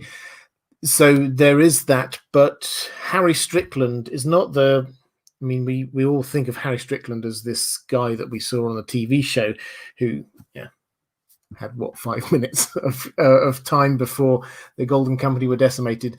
He's not that young guy on a shiny horse with all his lovely army. He's this old guy who's not really that great of a soldier. He's good at getting contracts and all the rest of it, and the Golden Company they're very organized and all the rest of it, but he's not particularly, doesn't appear to be hugely driven. John Connington's quite dismissive of him a lot, and this is a subplot that it's not 100% clear. Yes, they've joined forces, but it seems to be more pragmatic rather than a zeal for Blackfires. As far as they are concerned, most of them, I suspect, the Blackfires are all dead. And I suspect that Varys and Illyrio are very happy for that to continue. The question is, what happens if they start to suspect that actually this is a Blackfire? Do they suddenly go, actually this is our guy, just at the time when he's been overthrown by Daenerys? What happens there? So there's a whole layer of stuff they're going with the Golden Company, which it's not central to the plot, but it's going to be fascinating to read it. Question from Reflective Rambling. Thank you so much. Picking up something from someone else. I love it when you do that. You're very kind when you pick up questions from other people at Reflective Rambling. Thank you. This is from E2. Do you think that Rhaegar knew he was going to die? Why else play such somber tunes with the harp? I don't think he knew he was going to die when he died, because he definitely seems to be saying, when I get back, we'll do this, that's going to happen, and all the rest of it. So I don't think he thought he was going to die when he was going to die. He, I think he was a naturally quite somber person, which I think is, and his tunes, we're always told again and again and again, he would play these songs which would make people cry. They are sad songs. And I think that part of that is the fact that he did have a tragic backstory. He was born at a time that his family were decimated in a tragic fire, and he was born on that very same day, probably being pulled from the flames. And he kept on coming back to Summerhall. It did seem to haunt him. This is what Barristan tell me. He's not always the best interpreter of characters, but that's certainly what his interpretation was. Now, the fact that the songs were sad, I think, reflects a lot more on what the songs are and what they're about, rather than his own character. Yes, his own character was sometimes melancholy, but I think that the songs were quite sad, and I think that that is because if they are, as I suspect, songs of prophecy of the prince that was promised, and the wars to come, and all of these kind of things, then they are going to be tragic. They are going to be bittersweet, because the story we're going to have is going to be tragic and bittersweet. So yes, I think that that is what is going on there. Does that mean that he knows he's going to die at some point? I'm sure that he realizes that he will die, but not. He definitely didn't think he was going to die at the Trident, and I think that he thought he had a bigger role than he actually turned out having. Question from Donny Danico, just saying, first time catching you live. Welcome. Being so fleshed out, would you like a book in Rhaegar's time, or do you think it works better as history for the current characters? I would love a book from Rhaegar's time, but we're not going to get it. It's not going to happen. George R. R. Martin, he did a little while ago, 6 months ago, maybe a year ago, he did actually tell us what his list of priorities for writing were, and it was The Winds of Winter. Then he's got a Dunk and Egg story he wants to write, which is probably the She-Wolves of Winter. The She-Wolves of Winterfell. Then A Dream of Spring. Then I think he said he wanted to do Fire and Blood Part 2. Then he wants to do more Dunk and Egg stories. He thinks that there are 12 in total, so that's 8 more Dunk and Egg stories. So we've been waiting a long time for The Winds of Winter. We've got another book that's going to be probably about the same size, if not even bigger, to come after that. Fire and Blood 2 is going to be, if it's anything like Fire and Blood Part 1, then that's going to be another 700-800 pages. Plus, we've got lots of these Duncan. We're not going to get to this. So I don't tend to buy into the doom-mongering, George R. R. Martin's never going to finish the story kind of thing. I think we will get to The Winds of Winter. I think we will get The Winds of Winter at some point in the next year or two. That seems most likely. He is focusing time and energy on it right now. But other stuff outside of what he said he's got on his list, I don't think we are going to get, sadly. But I would love it. I would absolutely love it. Jasmine Johnson, thank you so much, very kind, saying, in my opinion, Titus Andronicus is heavily in this story, starting at Rhaegar's war. Do you think he will end his story as bleak, still heavy on the revenge, or somewhat happy like the show? Would love if you did a reading of it. So Titus Andronicus, it has been a while, I will have to say, so I'm not going to pretend to be an expert. But it is, for those who've never come across it, it is probably the most depressing of Shakespeare's plays that I've ever read. I've not seen it, but it's it's hard work. Then will the story end as bleak as that, or happy? I think the story as a whole. So George R. R. Martin has been reasonably clear about, if you're talking about the story of A Song of Ice and Fire here, which I assume you are, he's been reasonably clear about how he wants it to end. We overstate the word bittersweet. He explains what he means by bittersweet. He says that if you imagine, like the Lord of the Rings, and he says it's like Frodo. This is what he means when he's talking about bittersweet. It's like Frodo. Frodo, yes, he succeeds in a way. Yes, he ultimately fails, but he does the thing that he was sent to do happens. The world is saved, but he can't enjoy it. He's been so changed by what happened that Frodo cannot enjoy the fruits of all of his labors. And so he has to move on. He has to pass on, go off into the West. And that, for George R. R. Martin, is what he means by bittersweet, is that we will get the good guys, for want of a better phrase, the good guys will win, but they will be so changed. We've got this concept of broken men, which works all the way through A Song of Ice and Fire. People who are broken by what has happened, and they become different, sometimes better humans, but they are always scarred by what has happened to them. And that is where we're going to be ending with this. It will be in places quite bleak, I think. Twisted saying no question, just saying thanks for all of the content. Love to watch the videos whenever I have spare time. Excuse me, just making sure my laptop doesn't run out of battery. Thank you so much. That's very kind of you. Watching videos whenever you have spare time is all I ever ask. It's very kind of you. And a question from Ellen saying, I think this is another picking up from something from someone in the chat. If so, that's very kind. Sean W.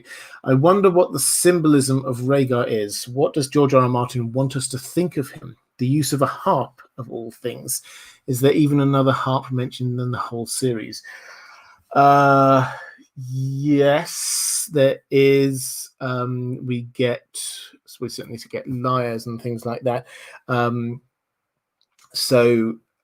think you'll find Mance Raider uses one. I suspect there'll probably be people in the chat who will be able. He's playing one when Jon enters the tent right at the beginning, and he sort of mistakes who Mance Raider is. It's because Mance is just sort of sitting in a corner strumming away. Yes, there are other harps out there. Why? What's the symbolism of that? Well, it's the song. And why is the song important? Well, partly because this is the literal song we've got going on here. I think the song that he has learned from the Woods Witch is telling at a prophetic level of what is going to happen, because the Woods Witch does know. If you ever listen or read what she says to Arya, the ghost of High Heart, she's tapped into the Weirwood network. She knows the future. She knows what's going on in the rest of the world. It's sometimes cloaked in language which doesn't make things very obvious, but she definitely does. And so what he is singing, the Song of Ice and Fire, which is when he says his song, the son that he thinks is the Princess of Promises, his song is the Song of Ice and Fire. He's basically saying this prophecy is his, and this is what is going on. So that is why we've got this, and it's a lyrical thing as much as anything else. And George R. R. Martin does, I think he deliberately calls it a song, because there are lots of songs throughout this, and songs have patterns and they have rhythms, and he shows that through what we've got in front of us. The long night has happened before, it's about to happen again. A lot of the characters that we see have got echoes back into the past, we've got echoes going into the future. It has the feel of a song with lots of different things sort of playing in and of itself. And it also, because he's a huge fan of Tolkien, I suspect that there is also a nod here to the fact that in Tolkien, also in C.S. Lewis, the world was created through song. And so I think that this is not just about a story, but he's trying to show that this is a creation of a new beginning. How is this created? Is that the world will be literally set to right. What the end of this is, I did a video on the seasons, why they're sort of out of balance. At the end of this story, the world will be put back into balance and the seasons will be restored. So this is literally bringing the world back into balance. This is a recreation story, and as I say, harking back to the Tolkien concept of creation being by song, that I think is an echo that George R.R. Martin is bringing into this. So that I think is what is going on there, and Rhaegar, being the person who plays the song, is taking a degree of creation for this as he created Jon, so to speak. So I think that's what's going on there. That was quite a poetic approach to how you interpret it, but I think that the fact that he calls it the Song of Ice and Fire, I think that that is a clue to how we're supposed to interpret it. Okay, let's go back to questions from my patrons. Although actually, I always try roughly halfway through. I've gone probably over halfway through the live stream. Things that I'm trying to tell you about, do check out my new website, indeepgeek.com. So do go and have a look at that. On that, you will find it will grow and build, and that will be my hub for everything that I've got going on at the moment. If you're at all interested in any merch that I've got, that's there. Any audiobooks, if you're interested in that as well, you can also find that there. If you're interested in following me on Twitter, that's probably the social media I'm most active on at the moment. If you want to support the channel, if you want to get access to some extra stuff that I do, then Patreon is the place you should be heading to. My patrons, I frame all of my live streams around my patrons' questions, because they are the people who support me. They are the people who allow me to have the time to do this. And so thank you, patrons. And I say this every single week, and I mean it every single week. Thank you. If you want to support, if you want to be part of the Patreon community, and you want to support Deep Geek, please do go and check that out. There's a link down in the description, and there's some extra stuff I do there just for patrons, as well as obviously getting the chance to have your question prioritized here on live streams. Okay, that's enough of all of that. Diego Godoy saying, did Rhaegar have any real-life battle or military experience? Did he have any real chance of actually defeating Robert Baratheon in the Battle of the Trident? Or did all his combat experience come from tourneys and things like that, where, being heir to the throne, I wouldn't be surprised if people just let him win? Yeah, so the short answer is we're not told that he did. I mean, it's possible that he took part in a few small scuffles and things around the place, but yes, most of his martial training appears to be by the sort of the sword masters there in King's Landing, and then in Tourneys and the like. Now, we're told that he was a good knight, a good fighter. People like Sir Barristan say that. So I think we shouldn't just dismiss him by the fact that he hadn't taken part in real battles. He certainly hadn't taken part in the earlier battles in Robert's Rebellion. He just sort of came in there for the last one and then lost it. But yes, I do agree it is a valid point that Robert Baratheon, by this point, he had been experienced in war. He had, from where he had battles galore. He led the attack on Gulltown, went back to the Stormlands. He had 3 battles at Summerhall within the space of a day. This is just one of those little things that are just thrown in there. There were 3 battles at Summerhall, all that stuff going on there. Where did the Woods Witch go? Was that when the Woods Witch abandoned Summerhall when suddenly there were lots of battles going on? It's possible, and went up to High Heart. We do not know. Anyway, from there, he then headed off. He had battles against the Tyrell army, and then Battle of the Bells, and then he had lots of skirmishes around, sort of heading up north through the Riverlands. He was battle hardened, and in those battles, we're told again and again and again, he actively sought out the opposing lord or commander or whoever it was to try and fight them one-on-one. So he had experience of this kind of thing, whereas Rhaegar didn't, and we shouldn't underestimate that. He definitely was a fearsome sight in a battle, Robert Baratheon. So did Rhaegar have a chance? Well, he did have a chance. He was a good fighter, but yes, you would have to say that if it were to come down as one-on-one, then Robert Baratheon probably was the favourite.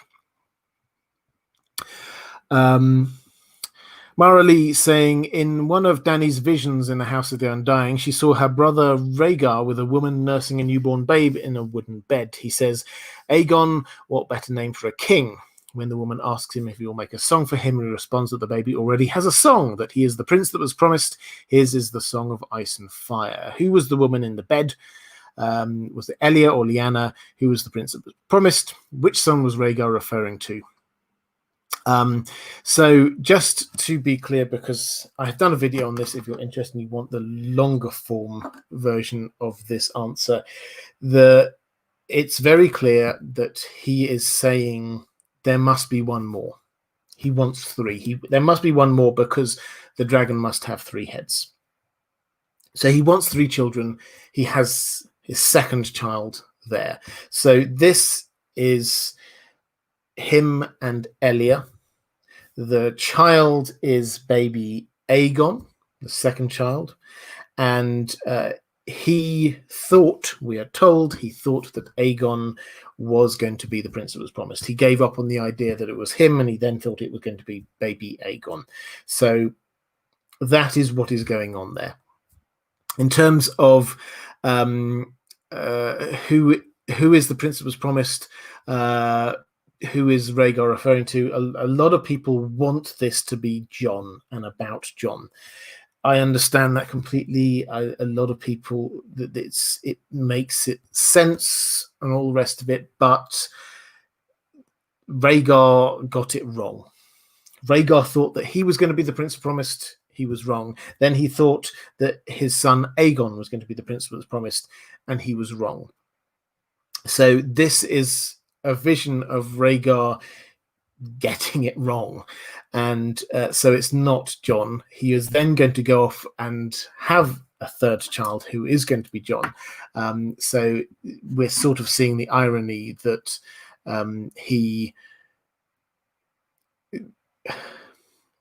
we understand why he was doing what he was doing in order to get the thing that he wanted, which was this third child, but for entirely the wrong reasons. He just thought he was completing the heads of the dragon, whereas in fact he was creating the prince that was promised that he thought he'd already got. Dawn IE, thank you so much, saying, Robert, I love that you engage me with literature, but why the hell do you think that Arthur Dayne committed suicide? As a fighter or leader, why? Okay, so I've done a whole video on this one. So again, if you want the longer form version, I think that was the why did they fight video. Now, the question is, or where I think we're at on the Arthur Dayne thing, is that I think most people can generally agree we end up in a situation where we've got Arthur Dayne, Ned Stark, and Howland Reed left. That kind of makes sense if you work out the relative skills of the other people. Arthur's the strongest fighter on one side, Ned's the strongest fighter on the other side. Howland probably wasn't actually engaging in the fight, so he was kind of staying back.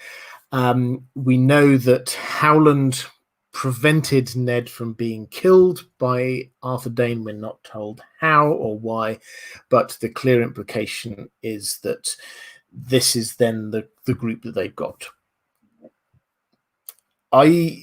Why do I think he committed suicide? I think this is a matter of what are his options.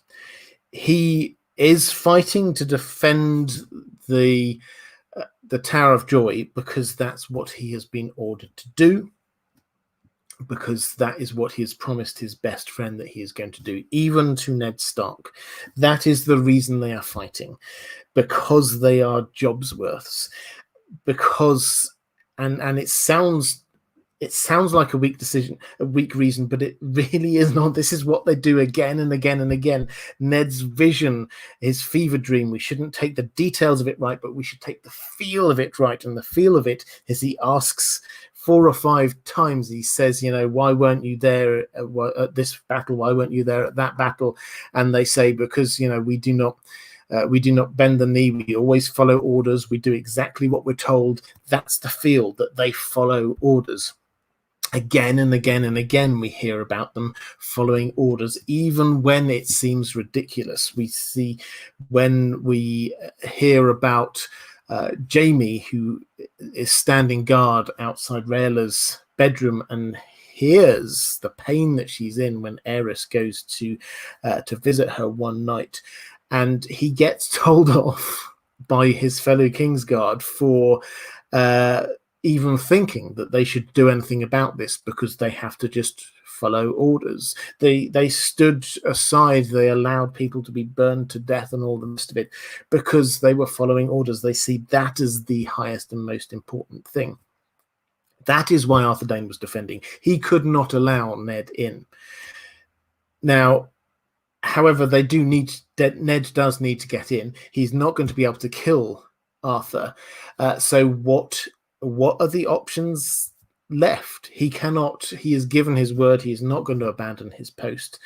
So how do we get around that? Well, that is maybe you think that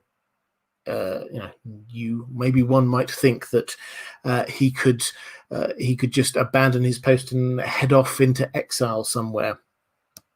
That we've seen nothing of the sort of that, no hint of that whatsoever. That doesn't seem to be in his character in any way, shape, or form. So that doesn't seem to be the case. Ned, I'm pretty sure, did not kill him, because Arthur Dayne was a legendary fighter. That does not seem to be it. So I think either you go with what the show did, which was that Howland Reed saved Ned's life by stabbing Arthur Dayne in the back.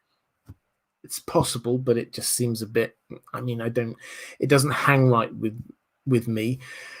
Or you think that he did what he must consider to be the honorable thing, which would be committing suicide. We have to get into his mindset, not just ours. Now, I'm not saying that I love that. I'm not saying that I think that is great and noble or good or anything like that, but it seems the most in character to me. I am always very happy if people come up with another solution which works better.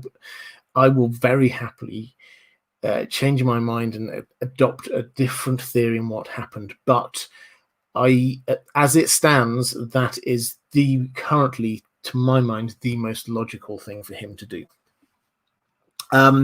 So I hope that makes some sort of sense. As I say, it's not a nice thought. It's not easy, but I think that's where it is. Tim Miles, thank you so much for the super sticker saying woot, and very generous as well. Thank you. That's very kind of you. And question saying, Anthony Visconti saying, hello, I'll have to watch later since I'm just joining, but I wanted to say thank you. I love all your work. Keep it going strong. Thank you so much. I really appreciate that. That's very kind. And Elise saying, thank you so much. A bit off topic, but what do you think Jon Snow's real name is? Would Lyanna simply name him after his father or something else? Okay, I'm going to need to pour some more water for this one. And the glasses will come off. So, there was a reaction against the TV show when they said his name was Aegon. And I understood that. It didn't seem to make sense to me immediately. But I think it's worth working through the process of what happened that would lead to his naming. Now, what happened first of all is we got Rhaegar, who left the Tower of Joy with Lyanna pregnant, but he left significantly before the birth. Rhaegar was convinced, it would appear, given the names that he's given his first two children, Rhaegar was convinced that this was going to be a girl that he could name Visenya. So it makes sense that he left, and he's always absolutely certain he's going to be right about everything. He left saying, when this child is born, name her Visenya. He goes off and he does not come back. So at the Tower of Joy, you suddenly have Lyanna who's there, who's in a very awkward position as well as everything else, and she gives birth, and it's not, surely if it had been a baby girl, then she would have respected the wishes of Rhaegar. But Rhaegar did not even countenance for 1 second the idea that it might have been a boy. So she named the baby, not Rhaegar. So we then have to try and get into her mindset to go, well, what does she name this baby?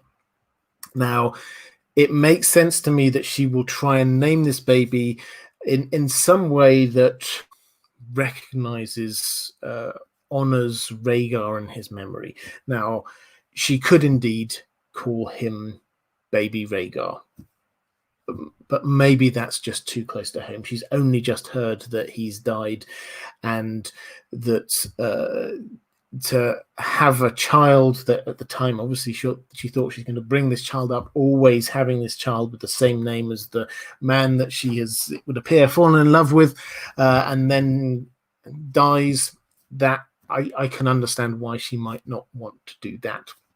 So who then? She clearly, Rhaegar clearly would want to have a Targaryen name. So what Targaryen name to go for? Well, Rhaegar wasn't the only person to die in that period. Also his two children, who Lyanna probably had never met, but we do know that Rhaegar obviously wanted the name Aegon for his son. So it makes sense that Lyanna, to me, it makes sense that Lyanna, to honor the memory of Rhaegar, named the baby Aegon. That it works out as far as I'm concerned. Now, does that suit Jon as a name?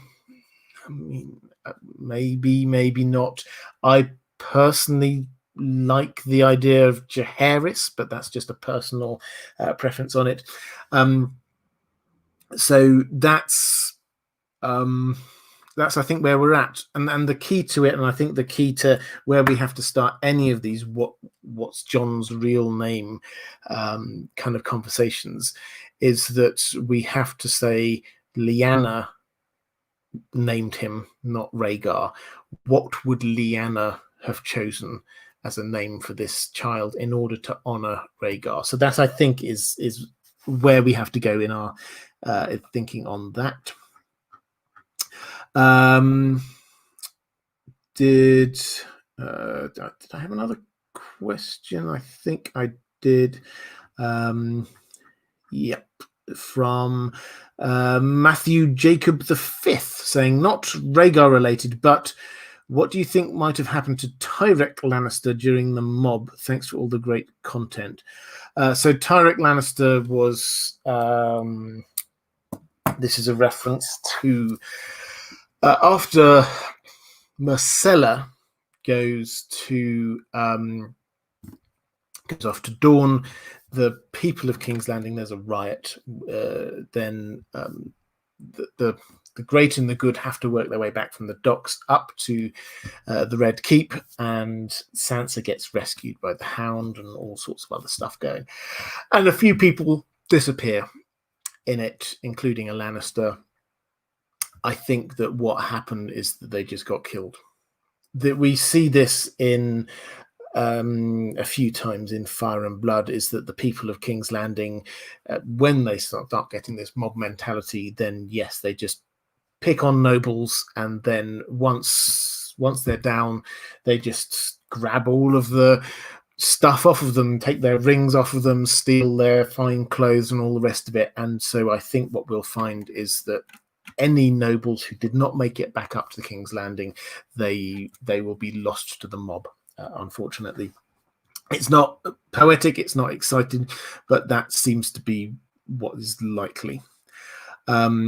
Andrew Kay saying Viserys, Aemon, and Jaehaerys all make more sense. Yeah, I think I would agree to that. I like all of those. And Susan Dunkel saying Ned named him Jon after Jon Arryn. Yeah, so Ned did the naming of because he couldn't go up with whatever Targaryen name this child had. He couldn't use that, so he had to have a name of his own choosing to try and cover it up, which is where Jon came from. And yes, that's almost certainly naming after Jon Arryn, who was his foster father in the Eyrie. Okay, question from Eric Ferg saying, do you think the story of Sarah Snow and Jacaerys Velaryon has any significance for R plus L equals J? Do you think Sarah is the pregnant woman from Bran's vision, praying for her son to avenge Jacaerys' death? So on the second part of that, we sort of explained the background to Jacaerys and Sarah Snow a little bit earlier in the stream. But the woman from Bran's vision, Bran, his last chapter that we've got of Bran, he has this series of visions going through the Weirwood network into the Winterfell Weirwood tree, seeing things in the Winterfell Weirwood tree going back through history. And one of those is of a pregnant woman emerging from the pool in the Godswood and praying to, or calling out to, the old gods that she will have a son to avenge his father. And so who is that? Is that Sarah Snow, because wanting to avenge Jacaerys, who did die relatively soon after that? I think not. I like thinking, but personally I think not, simply because Bran's visions seem to be going backwards in time. The first one he has is of Ned, his father. Then he has one of Benjen and Lyanna as children. Then he has that vision. Then he has another vision of a very tall knight kissing a woman, and a knight as tall as Hodor. Now, accepted wisdom, which I agree with, is that is probably Duncan the Tall, who is going to Duncan Egg novels. They are going to come to Winterfell. So if we accept that that's there, then the vision that we have of the woman, the pregnant woman emerging from the pool, has to have happened more recently in time than Duncan the Tall being in Winterfell. And that does not then fit with the Dance of the Dragons, because that would have to happen beforehand. So I don't think it's that.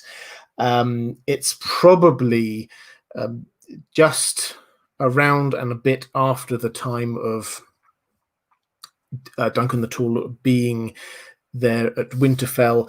There were a lot of battles going on between the Starks and House Greyjoy, and also there's a lot of widows. This is probably going to be the basis of the She-Wolves of Winter, is that there are a lot of very powerful women in Winterfell at the time who have lost their other halves in battles or whatever. Almost certainly it's one of those. I did in one of my Visions videos, then I did go through and suggest which off the top of my head I can't remember which one I thought was most likely, but that's what that is. In terms of the other thing, do you think the story of Sarah Snow and Jacaerys Velaryon has significance? I think simply as a sort of a setting the precedent of this idea of a Targaryen match with Starks, and also obviously the Snow surname works as well. So I think it's just this kind of echoing through time that George R. R. Martin does a huge amount. It's not telling us that's exactly what happened. There's no direct link across, but this is a sort of an image that we have. Anthony Visconti, thank you. That's a very generous super chat. Thank you so much. Saying more a general question, but we all know that dragons became shadows of their former selves until recent times. Is there any indication that happened to the Targaryens themselves? They are part dragon after all. Any thoughts? Well, that's a really interesting question. So one video I'm going to be doing at some point very soon is, did the Maesters kill the dragons? So keep an eye out for that. That will sort of link across to this. Did the Targaryens sort of become weaker and degenerate in the same way that the dragons did? So, I mean, you can make some sweeping statements and say that the kinds of Targaryens that we had earlier on, the Aegon the Conquerors, the Jaehaeryses, even the Maegors, big, strong leaders who dominated the land, that there were fewer of those later on. But I would personally argue that that is, as much as anything else, that is a result of the fact that the leaders later on did not have dragons, and that it is a lot harder to govern with an iron rod if you do not have a dragon backing you up. So I think that I would personally argue that no, that probably they didn't. I like the link across that. I fully buy into this idea that the Targaryens are part dragon, but I think that what happened was probable spoiler alert for what I'm going to be researching over the course of the next week or two. The Maesters did have a hand in finishing off some of the dragons, and they did not do the same thing to the Targaryens themselves. So that is what I think was going on there. I don't think it was just that everything with some sort of dragonish blood then sort of became weaker, as it were, but magic, particularly fire magic, certainly dampened down with the absence of dragons, and this is perhaps the one link that there is, certainly dampened down with the absence of dragons. And so whereas the earlier Targaryens, we certainly seem to get a lot of this kind of sort of more magical type thing going on with them, there are fewer instances of that further on down the tree, so to speak. You get one or two of them who seem to get some sort of prophetic dreams, which is a Targaryen thing that happens somewhere, and then obviously you get Bloodraven and Shira Seastar who have some sort of magical thing, but they're not pure Targaryen, they have got other bloodlines interacting with the Valyrian ones. So I think that's a slightly rambly way of getting around to say I don't think that there was a direct correlation with the Targaryens getting weaker with the dragons not being there, other than obviously they couldn't be as strong leaders because of it. They had to act in a lot more collegiate way than they did previously, but maybe there is a little bit of the lessening of the fire magic elements that we've got going on there. But thank you, really interesting question. Elliot Kiemel saying, hi Robert, thanks for the great content. You're very welcome, thank you. Just dropping in, no question. I'll listen to the stream at work tomorrow while brewing beer. Wow, that's fantastic. So we've got applying for PhDs, making cat houses, and brewing beer. This is excellent. Thank you so much. Well, I hope you enjoy your brewing beer to this. I can think of a few better ways to spend the day, and if that's your job, then excellent, great career choices. Okay, so question from Dan Hibbard saying, "Hi Robert, do you think Rhaegar would have actually been a good king, or would he have been too obsessed with prophecies and not focused enough on ruling? Keep up all the great work. Thank you." Well, I think yes, he would have been a good king. He had all of the attributes necessary to be a good king, but I think that you've hit the nail on the head in saying, would he have been too focused on prophecy? I think that yes, he would have been absolutely focused in on what does he have to do in order to fulfill this prophecy. Now, one could certainly argue that he was on the right track. Actually, you know what, the long night is coming and you do have to prepare for it, and actually the best thing for humanity is to be preparing. It's the same thing, actually. Stannis came to the same conclusion in the north, and he says, first of all, we have to save the kingdom and then I can rule it. So he realized that he has to focus on the north and the others first before he starts thinking about claiming the throne. So I think that perhaps in the long run ruler he would have been. If the prophecy thing hadn't been there, he would have been. But I think that a lot of people probably wouldn't have appreciated it in the short term because of his absolute focus on fulfilling prophecy that most people would not believe in.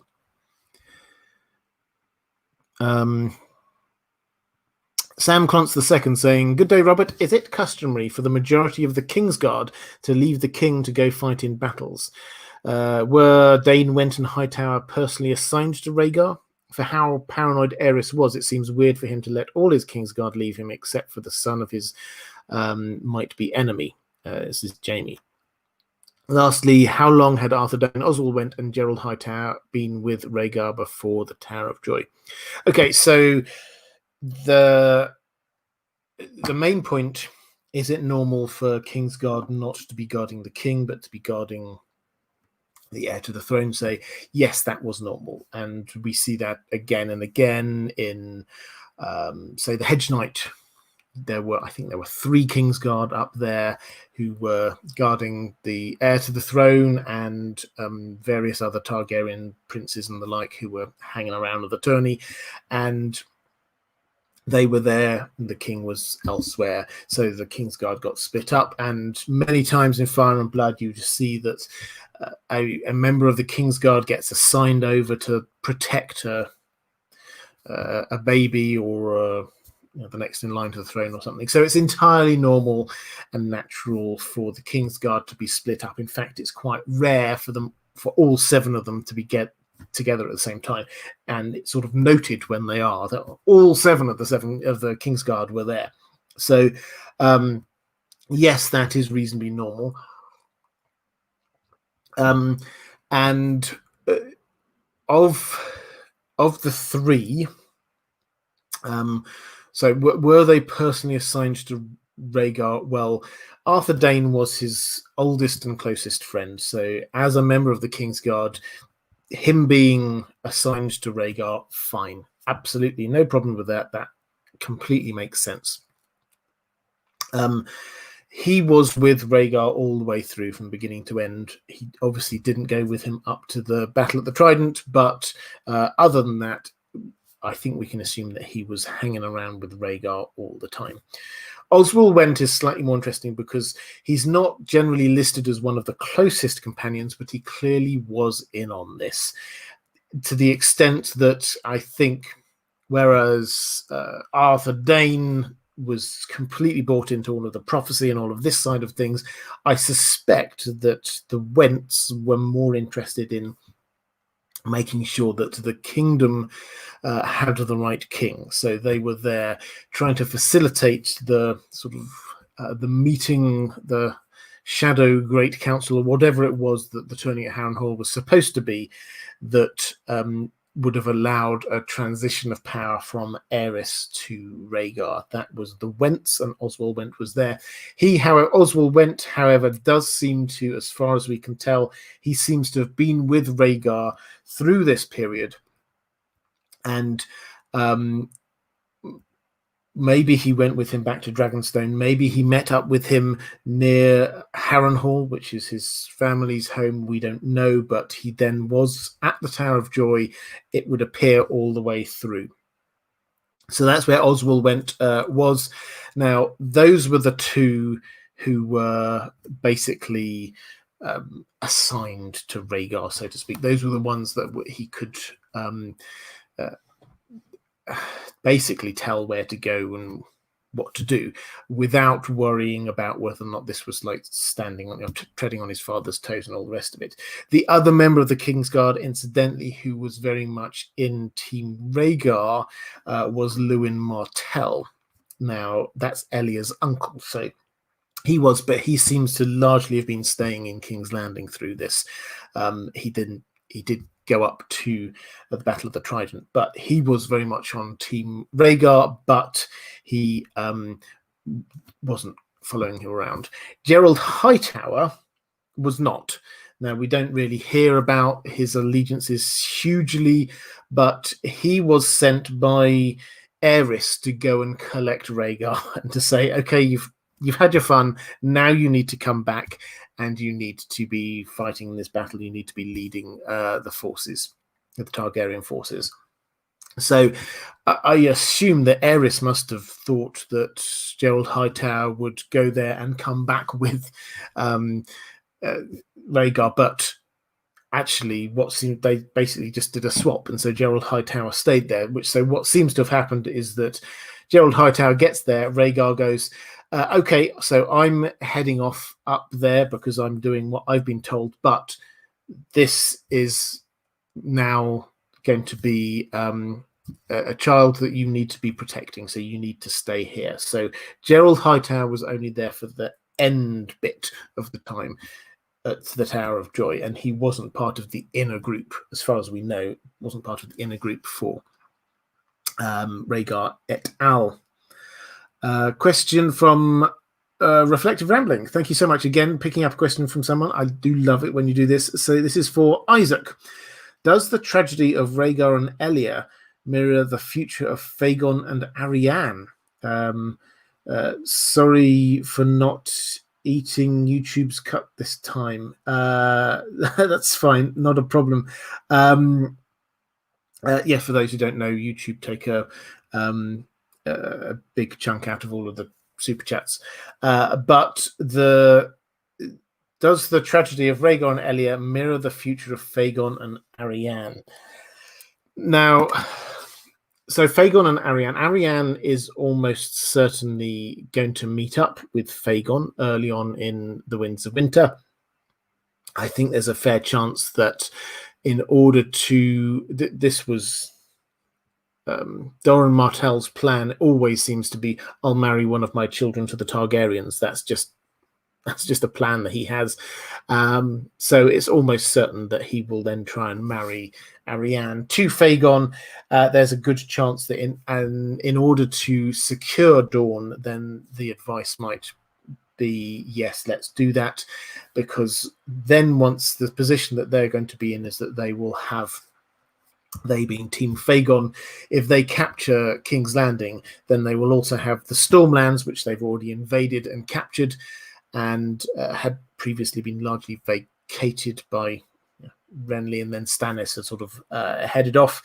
And then if they have Dawn as well, they've secured all of the southeast of the Seven Kingdoms, which is a very good sort of start for them in trying to take it all. So that kind of makes sense that they will indeed marry. Is the tragedy of Rhaegar and Elia going to happen? The tragedy, I think it depends on how you interpret their relationship, but the tragedy is, I guess, that they married even though they didn't love each other. It was a political marriage, and then They had children, but Rhaegar, in order to fulfill what he thought was his destiny, he then sort of left her and she died and the children all got killed. It is quite tragic, but will that be mirrored across in what happens with Fagon and Arianne? Not exactly, because we've not got enough time for all the children and all the rest of it. I think that Fagon will indeed be killed, and Arianne will also probably have to be killed along with that as well, probably by Dany and Dany's forces taking King's Landing. So that is where that. So I don't think there's a natural echoing of their story, but what we will find, I think, is a partly intentional echoing of that last period of Targaryen rule in the decisions of Fagon in terms of who he has around him. So what I think that we're going to see is that he is going to start creating, perhaps this is his idea or not, he's going to start creating this kind of mishmash of things that echo what happened before. So yes, marrying the daughter of the Prince of Dawn, this is very much an echo of Rhaegar and Elia. That is there. Having Jon Connington as Hand of the King. Jon Connington was Hand of the King before. Varys there is going to suddenly come back and be reinstated as the Master of Whisperers. We're probably going to get Gerald Dane, who's going to get the Sword Dawn, and he so is going to become part of the Kingsguard, and that's going to sort of echo, of course, Arthur Dane, who was a member of the Kingsguard. So we're going to get all of these beats that are going to make Fagon look like he is the inheritor of that last Targaryen reign.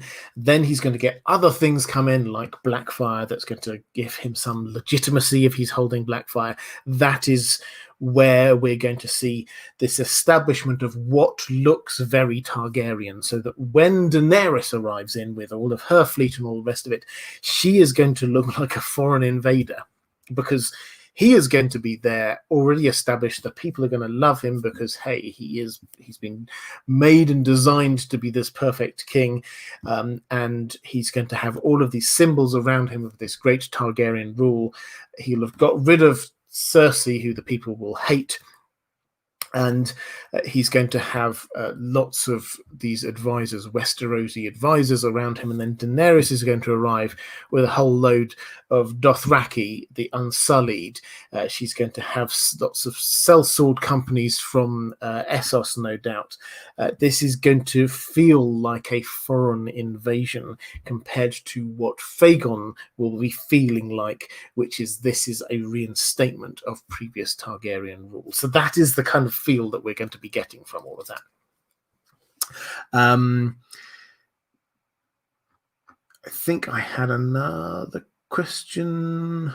Nope, I think I'm caught up now on that. So I'm going to go to questions from my patrons. Sylvester Snow saying, hello, Robert. What was Rhaegar's relationship with his father like before and during the defiance of Duskendale? How did he feel at the time about his father being held captive? We're not told, is the short answer. In terms of his relationship beforehand, it seems so before the defiance of Duskendale, which, for those who don't know, Aerys, the Mad King, was captured. This place called Duskendale, just down the coast from King's Landing. This lord was basically, he overplayed his hand, and he wanted to have a royal charter so that they could do more trading and all, have a bit more independence, the rest of it. And Aerys came visiting, and he captured Aerys and put him in prison, and he was there for a very long time, and nobody dared actually go and try and release him because they thought he might get killed. And then eventually Barristan Selmy, Barristan the Bold, hero, we don't see it so much nowadays, but back in the day, he was this legendary hero, single-handedly fought his way in, got the king out all by himself, and saved the day. And there ended the defiance of Duskendale. But before that, largely Aerys, yes, he was a little bit paranoid and he had his idiosyncrasies and he liked fire a little bit too much. He wasn't a bad king. He'd started falling out with Tywin. He'd had lots of great ideas, grand plans that hadn't gone, he just hadn't followed through with. He was probably not particularly effective, probably not a particularly nice person, but you wouldn't put him down there as at the same level as he was later. The defiance at the Duskendale made him so much more of everything that was already going on there. He didn't leave King's Landing for 4 years because of it, because he was absolutely obsessed with what was going on.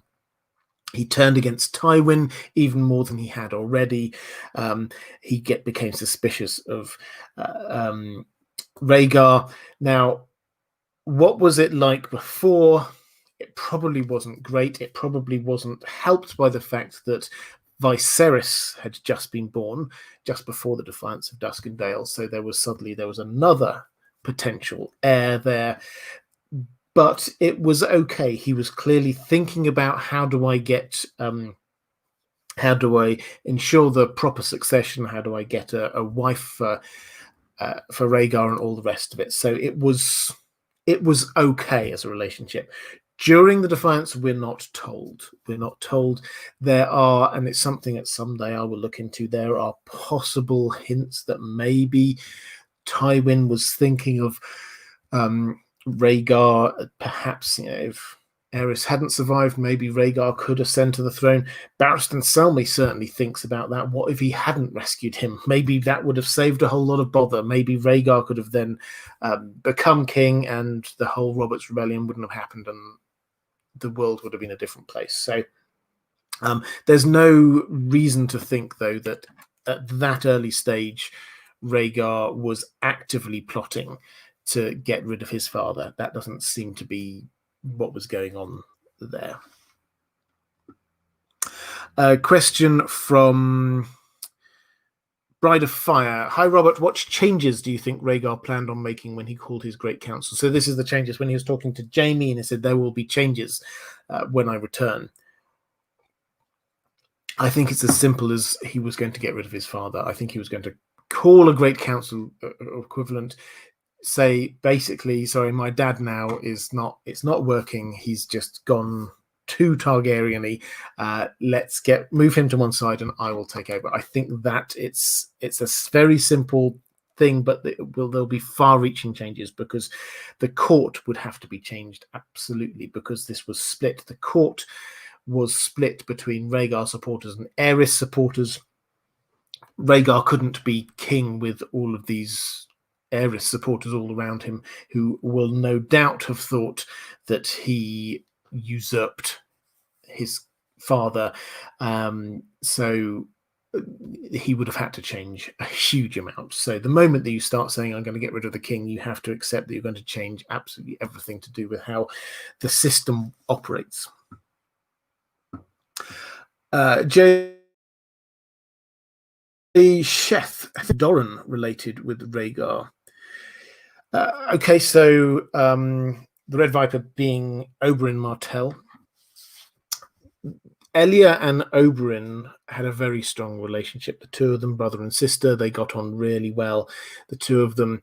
And so Doran was just, I think he was, based on his later attitude, very happy that the Martells were suddenly in a position of power in a way that they hadn't really been before. So you have to understand that Dawn was proudly independent for most of the history of the Seven Kingdoms, and then they came into the Seven Kingdoms and they kind of yes, they lost their independence and they kind of lost a lot of their status. And so this was the Martell plan to get back to a high status, is to be marrying into the Targaryen family.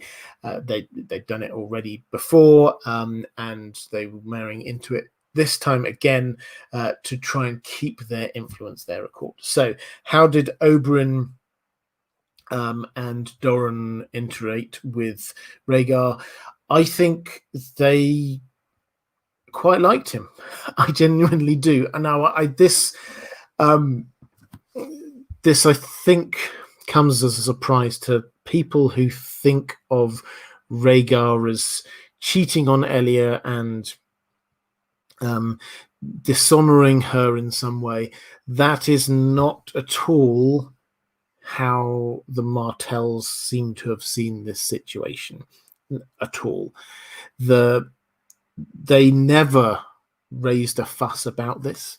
When we hear about when Rhaegar, in some people's eyes, dishonored Elia by crowning Lyanna, the Queen of Love and Beauty, Robert Baratheon's up in arms, Brandon Stark is up in arms, Oberyn Martell, no. Because in their culture, and for Oberyn Martell, actually, they were completely relaxed about the idea of having paramours and more than one lover and all the rest of it. This is not a strange thing to them. It's okay. It's normal. That's fine. Oberyn Martell did. Every indication is that Elia looked up to Oberyn and just thought that this was just completely fine and normal.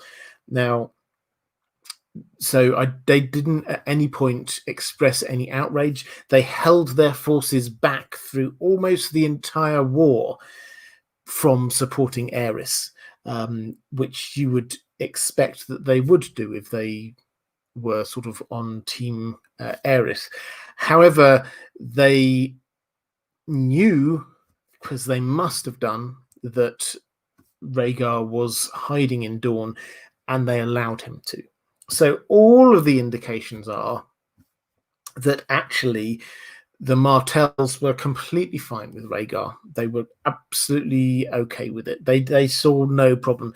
I am sure that there must have been some communication that went on with Rhaegar that, via Elia or whatever, that said, okay, yes, I need to have this third child, but Aegon, my son by Elia, is the heir after me. He is the person who's going to take over. So that seems to be what it is. And the moment that they got that reassurance that their influence is going to stay there, they were all fine with it. That seems to be what it is. And yes, that might sound strange, perhaps, to sort of Western Christian marital ideals, but this was the culture that both the Dornish and, incidentally, the Targaryens were used to, and this was absolutely fine.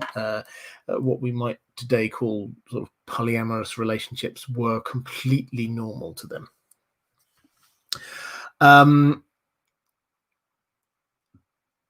Let's go to a question. Lady Pushkins, this follows on from this quite well, actually, saying, hi, Robert, I'm sure you've answered this before, but I've forgotten. How did Ned know to go to the Tower of Joy? Why there? It seems so remote, although I get they were trying to hide Lyanna and the baby. Do you think in the books Lyanna may give birth to twins? Also in Dunk and Egg, is there any foreshadowing for the events that occur or may occur in A Song of Ice and Fire? Well, I'll cover those bits a bit later. In terms of how did Ned know, again, I've done a video on this if you want the fuller explanation. I think it's called something like How Did Ned Know Where to Go, or something like that. But the short answer is, the moment that you start thinking through this, the Tower of Joy is not as big a secret as we think it is. Because, okay, to start with, Rhaegar and Lyanna knew where it was. Obviously, Arthur Dayne knew where it was. Oswald Went knew where it was. There must have been, for the birth, Rhaegar obviously will have wanted to have a maester at least on hand. So a maester knew where it was. This was, as I say, it was on the Prince's Pass. This was a watchtower over it. House Fowler were watching the Prince's Pass in the time of the Civil War. Especially, they will have been aware if one of their watchtowers had been taken over by the Kingsguard. House Fowler will have been aware. If House Fowler will have been aware, then the Martells will have been aware. If there was a maester aware, then surely that must mean that they The maesters more generally will know because they're always telling each other stuff. And who's going to be provisioning this place? Yes, it might be just off of a major highway, but somebody has to be bringing it's in the mountains. Somebody has to be bringing provisions to them. The most likely place for that, given its situation, is Starfall with House Dane. So House Dane more widely probably knew about it. The moment you start adding in all of the practicalities of this, actually quite a few people knew what was going on and where this was. The secret was keeping it from Robert Baratheon, because he was going to immediately, he would come and do all manner of terrible things. So they had to keep that secret from him. Ned, however, was probably slightly different. And I think that he could have known either by Howland using his magical means, we can't rule that possibility out, or the fact that actually, frankly, by the time he got there, he had learned this, because that will have been his focus right from the time he comes down with his army from the north. He will be sending people trying to find out where is Lyanna. That's what his focus is. Robert Baratheon's focus again and again and again was just fighting the armies. He wants to kill Rhaegar, and then after that finding Lyanna. But Ned's focus was on finding Lyanna. People out there did know, and so they were probably okay with him finding it. They would much rather he find it than Robert Baratheon. So that, I think, is the answer. Is this was not as big a secret as we might think it is. In the books, do I think Lyanna gave birth to twins? No, I can't. I mean, I think that when people come up with this idea, it's because it sounds quite cool. I can't see any evidence of it, to be honest. I can't see anything that says any thematic or symbolic evidence or any book evidence that there were twins. Ned took a child back. You have to then decide what happened with the other child, and then you're having to guess which child it is. And all the other children, frankly, are already accounted for, and you'd have to then come up with another reason. Oh, maybe Daenerys was the other one. But we know that she was born over on Dragonstone, so it wasn't that. Well, what about Mira? No, but she looks. She is a Reed. And Howland Reed was there, and so there is no reason to be thinking that there were twins. And the third one, in Dunk and Egg, is there any foreshadowing for any events that occur or may occur in A Song of Ice and Fire? I think the foreshadowing is the wrong word here for what happens in Dunk and Egg. There are certain things that might be hints. For example, we already talked about the tourney, where people are throwing the tourney in order to get the result that they want. That might hint at what happened at the tourney at Harrenhal.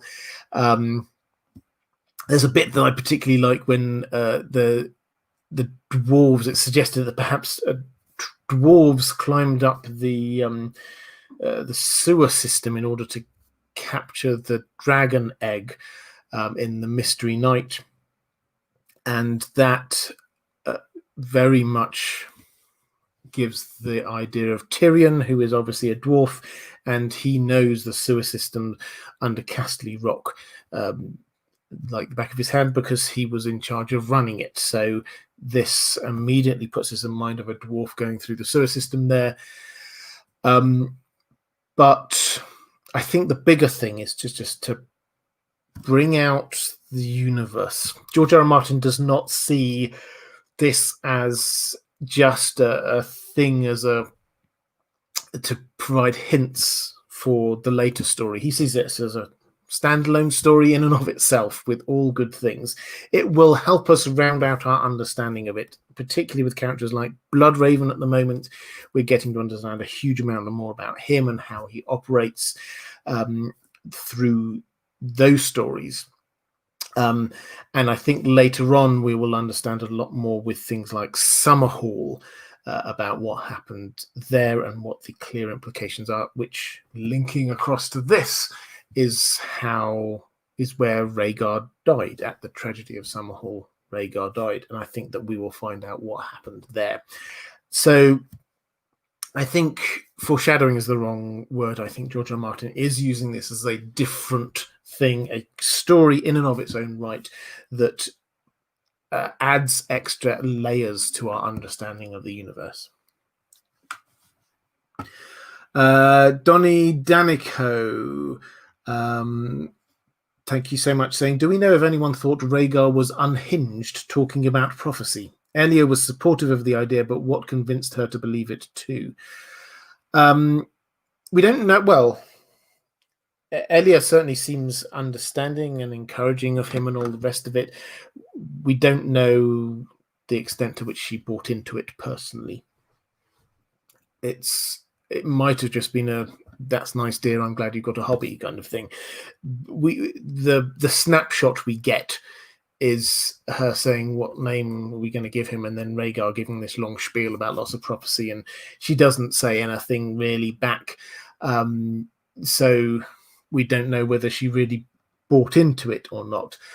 Does anyone think that he was crazy? I think that from what Barristan Selmy says when he suddenly turned up and says, it appears I must be a warrior, having read some scroll, that seemed odd, but everyone just kind of like took it in their stride and went with it.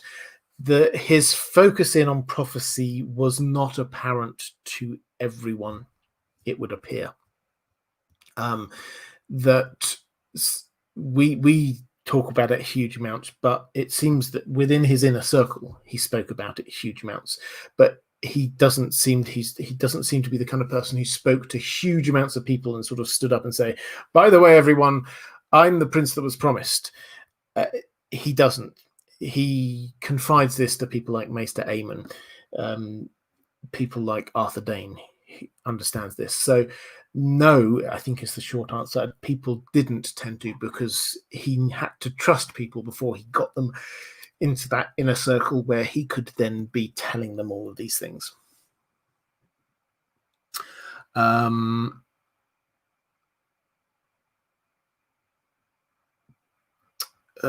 Question from Jay Sheth. Thank you very much. Saying, thank you, Robert. Wonderfully answered. Love your content. Thank you very much. That's very kind of you. Question from Henning J. Linking back to what I was just saying.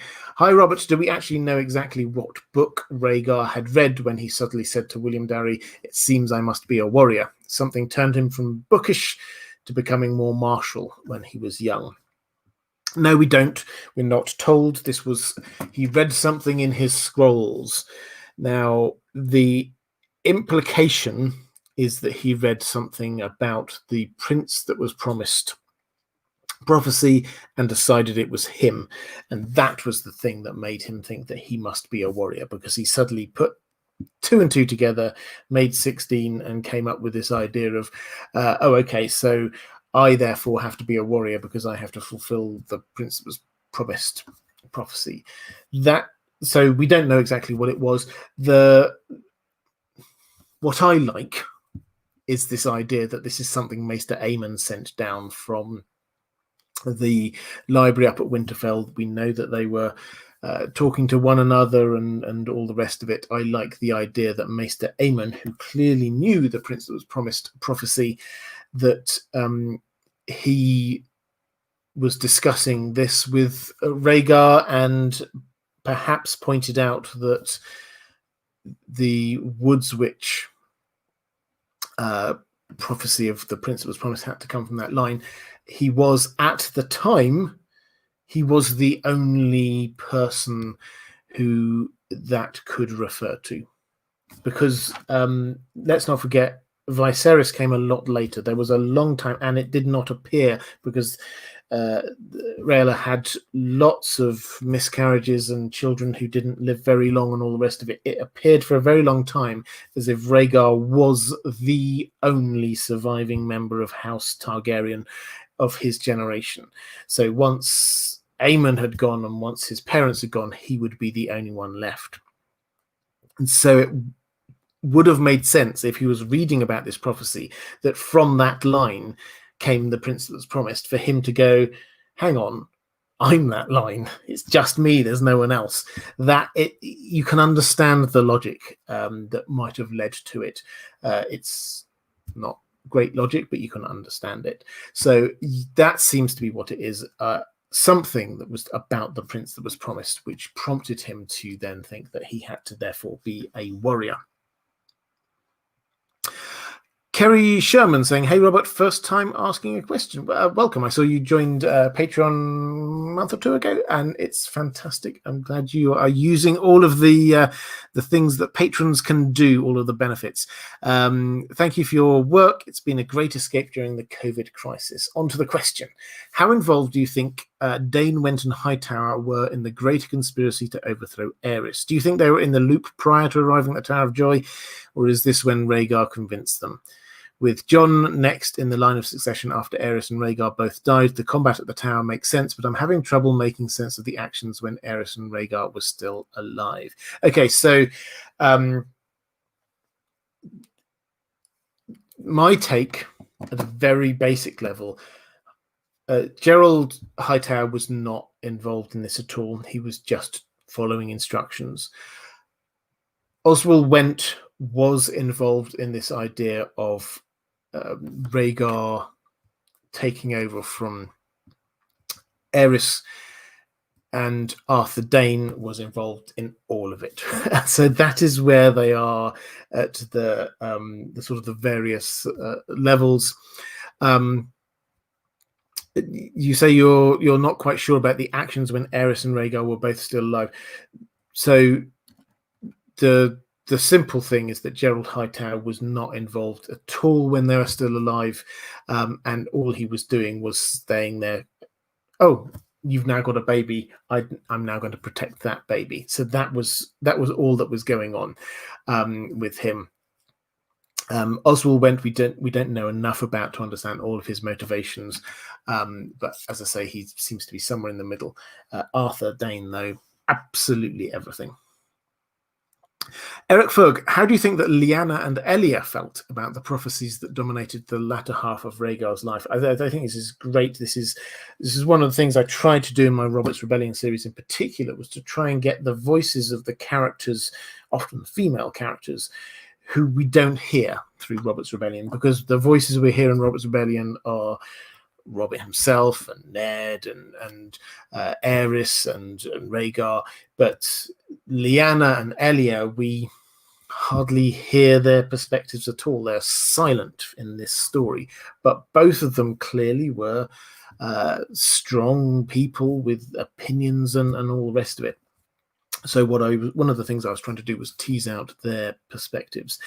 So Elia, as I say, I think we don't know. She may or may not have bought into all of this prophecy stuff, but she was okay with the implications of it. She was okay with the fact that meant that Rhaegar took on a lover, because that was perfectly normal in Dornish culture. There's no problem with that whatsoever. I don't think she had a problem, as long as her child that she'd had with Rhaegar was, as was the original idea, was going to inherit after Rhaegar. And that was what Rhaegar thought. He thought that his child that he would have with Lyanna was going to be a girl, and therefore lower down with male preference primogeniture. Then it didn't matter. It was the male who was going to be inheriting. So that was where Elia was at. Lyanna, we don't know, is the short answer, because we have not heard this. She clearly, given the fact that Rhaegar must have at some point said, "Oh, by the way, you know what, I think I need to have a child. You seem to be like the right kind of person." He must have introduced this subject at some point. Would have loved to hear that conversation. And she can't have been averse to it, because, you know, if he came across as totally crazy, then she wouldn't have been with him. But we don't know the extent to which she bought into it as an idea. My take is that this was a very young relationship, very new relationship, and it was just about she fell in love with him, and his ideas of prophecy and all the rest of it. I think that she probably didn't engage with them hugely, but we don't know. Maybe she did. There's nothing there through Ned's memories of her that seem to imply that she particularly wants him to be thinking about anything to do with the prince that was promised or anything like that. She doesn't seem to. Ned never, in his mind, attaches an importance to Jon above and beyond the sort of the links that are made that George R. R. Martin makes for us in the language to kingship. So that doesn't seem to be something that Lyanna passed on to Ned. She might have done. We haven't got a transcript of their conversations, but it certainly hasn't come across in anything that is there in the books.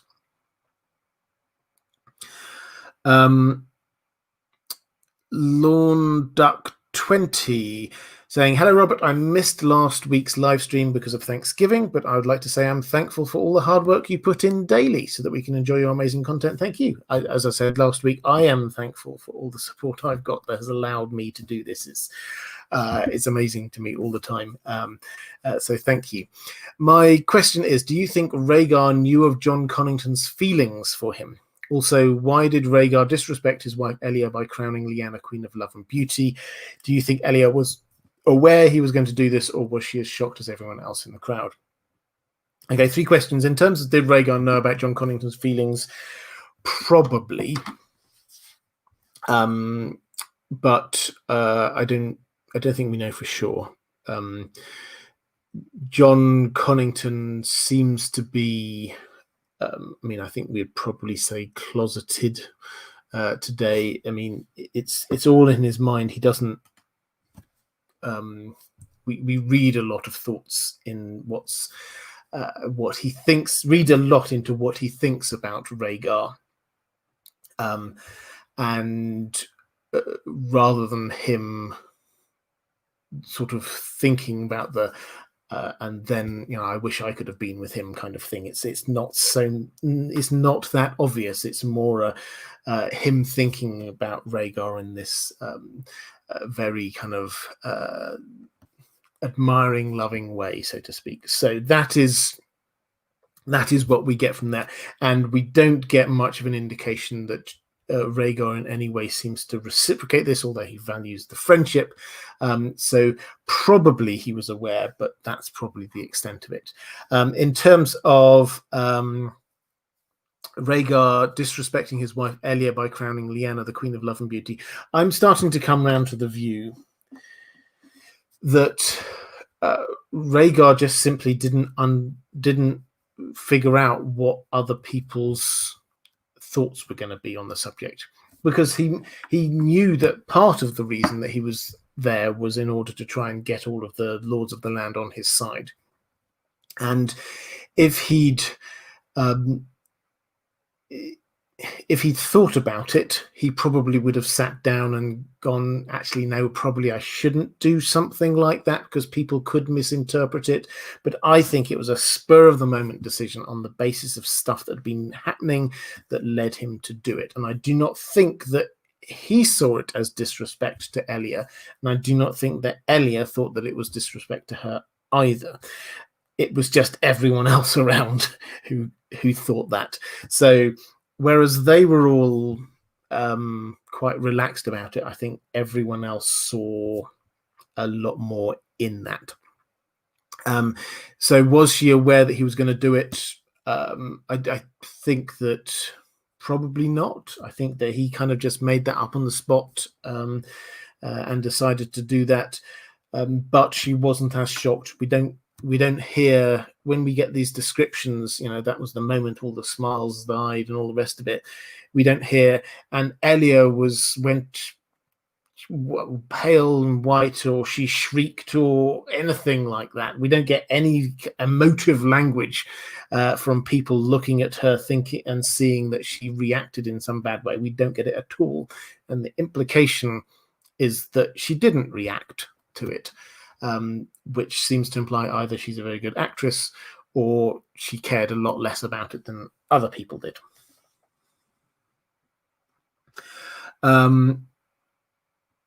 Mod Mary saying, I'm cooking but listening. Thank you for the great topic. Thank you. Cooking is added to the list of things people are doing while listening to this. I'm going to put it slightly below building a house for cats, but cooking is excellent. Tuna casserole, good choice. Mara Lee, how do you think that Jon will learn that he has a legitimate claim to the Iron Throne? Who will tell him? Will it be Howland Reed, Benjen, Samwell Tarly? And do you think this will influence his behavior and relationship with Dany and so on? Now, how will Jon learn? Obviously, on the show, this was Sam who told him. It's possible that it's a combination between Sam and Bran again. In the books, the other option in the books we have is Howland Reed, who is the other person who knows what happened. And we've been told that Howland Reed will make an appearance in the books later on. And George R. R. Martin has been holding him back because he just knows too much. And because he knows too much, when he arrives, clearly he's going to say some stuff. And one of the things that he says might be about Jon. So my personal hope is that it's Howland, so that I love the character and the idea that he will suddenly appear and at the right moment, because let's not forget this is going to be Howland, and we've got the hand of Bloodraven, where the Bloodraven technically is still there, but the Weirwood network is going to be figuratively the hand on his shoulder, and this is the moment that Jon needs to discover the truth, and that is why I hope it's Howland, because I don't think he's just going to randomly turn up. He is going to turn up for a reason. He's not left the neck for since Robert's Rebellion. He's going to leave it with the right timing, because he's got some information that he needs to impart, probably to Jon, and that is I think the focus. Maybe Sam will find out something. Bran could find out something, but I hope not. Will this affect Jon's decisions and relationship with Dany? Yeah, I think that he will. If he finds out that he is related to Dany, then obviously that's going to make him stop for a moment to go, I'm falling in love with this woman, but she's my aunt. How's that work? That has to have an impact on, and she will probably be fine with it because she's grown up a Targaryen. She thought that she was going to marry her brother when she was a young girl. She will be okay with it. He will not be okay with it. So I think that will create some friction in the relationship there. Will it affect his future decisions? I think it's going to be, he doesn't want to be the king, but people will want him to be the king. We see this with Jon a few times. He was made the Lord Commander of the Night's Watch, not because he put his name forward, but because Sam basically pushed the election so that he would he would get elected. On the show, he was made King of the North, not because he said, I want to be King of the North, but because the people made him King of the North. I suspect something similar might happen in the books. This is the way that Jon and his character works, is that he does not push himself forward for responsibility, but it comes on him, or people want to push him towards it. And I think on this last point, he will, when faced with the throne, he will say, I don't want it. And he does not want to be the king of the Seven Kingdoms. So it will affect his future. But I think that he will reject it. But the key point is that people will come in behind him and form a faction behind him, and that will impact on the action going forward.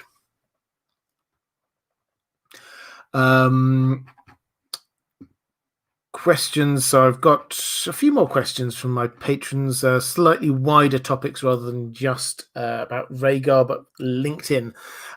So Shah saying, I might actually make it tonight. I hope you did. I haven't seen you in the chat, but I hope you are here. Let's do some alternate history. If Rhaegar had killed Robert on the Trident, but the news hadn't reached King's Landing in time, so the city would still have been sacked. Aerys had still initiated the wildfire plot. Jaime would still have killed him. What kind of king would Rhaegar have made? Would Ned have been allowed to remain Lord of Winterfell? Would Benjen have still gone to the Wall? If Rickard, Brandon, Ned, and Ben are all out, would the not quite yet born Robb have been made Lord of Winterfell, supposing Lyanna still dies? Would Rhaegar have declared Jon his heir?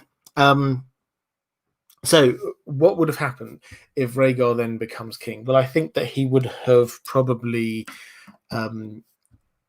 given Lyanna, he would have probably forgiven Ned for whatever his role was in the war. I think that it's entirely understandable. Ned's actions are entirely understandable. Aerys killed horrifically his brother and father, and going to war to get rid of that king is entirely understandable. So I could see Rhaegar, like Jaehaerys, when Jaehaerys was a new king, forgiving those who had previously stood against him if they now swear fealty. What does that mean? So Ned goes back up to the Wall, up to Winterfell. Robb is there, and I think that baby Jon does not go up with Ned. Then baby Jon becomes baby Aegon and is then the new heir to the throne after Rhaegar. That seems to be the way it probably would have gone. Would Benjen have gone to the Wall?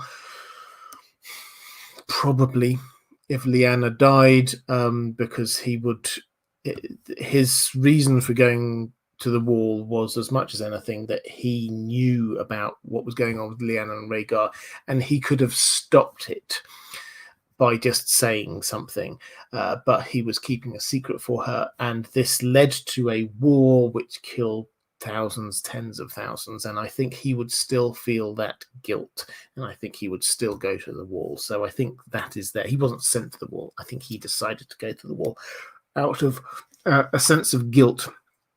And if Lyanna's still dead, then I think he would still feel that sense of guilt. Did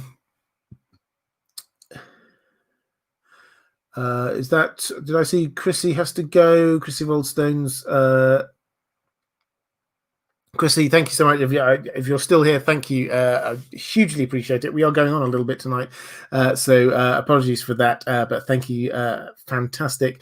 I see I've still got Andrew K and Susan Dunkel as well there, who have got the wrench for being the mods. So we've got a few more questions. Andrew Estamont, I've been watching countless George R.R. Martin interviews these past few weeks. There is a subtle, albeit discernible difference in his demeanor between before he became a worldwide celebrity and afterwards. Seeing as how Winds of Winter will have been written after George R.R. Martin became a huge celebrity, do you think this could affect his writing style or even the plot, seeing as his life and possibly his perspective is vastly different than when he wrote the last novel? I hope not.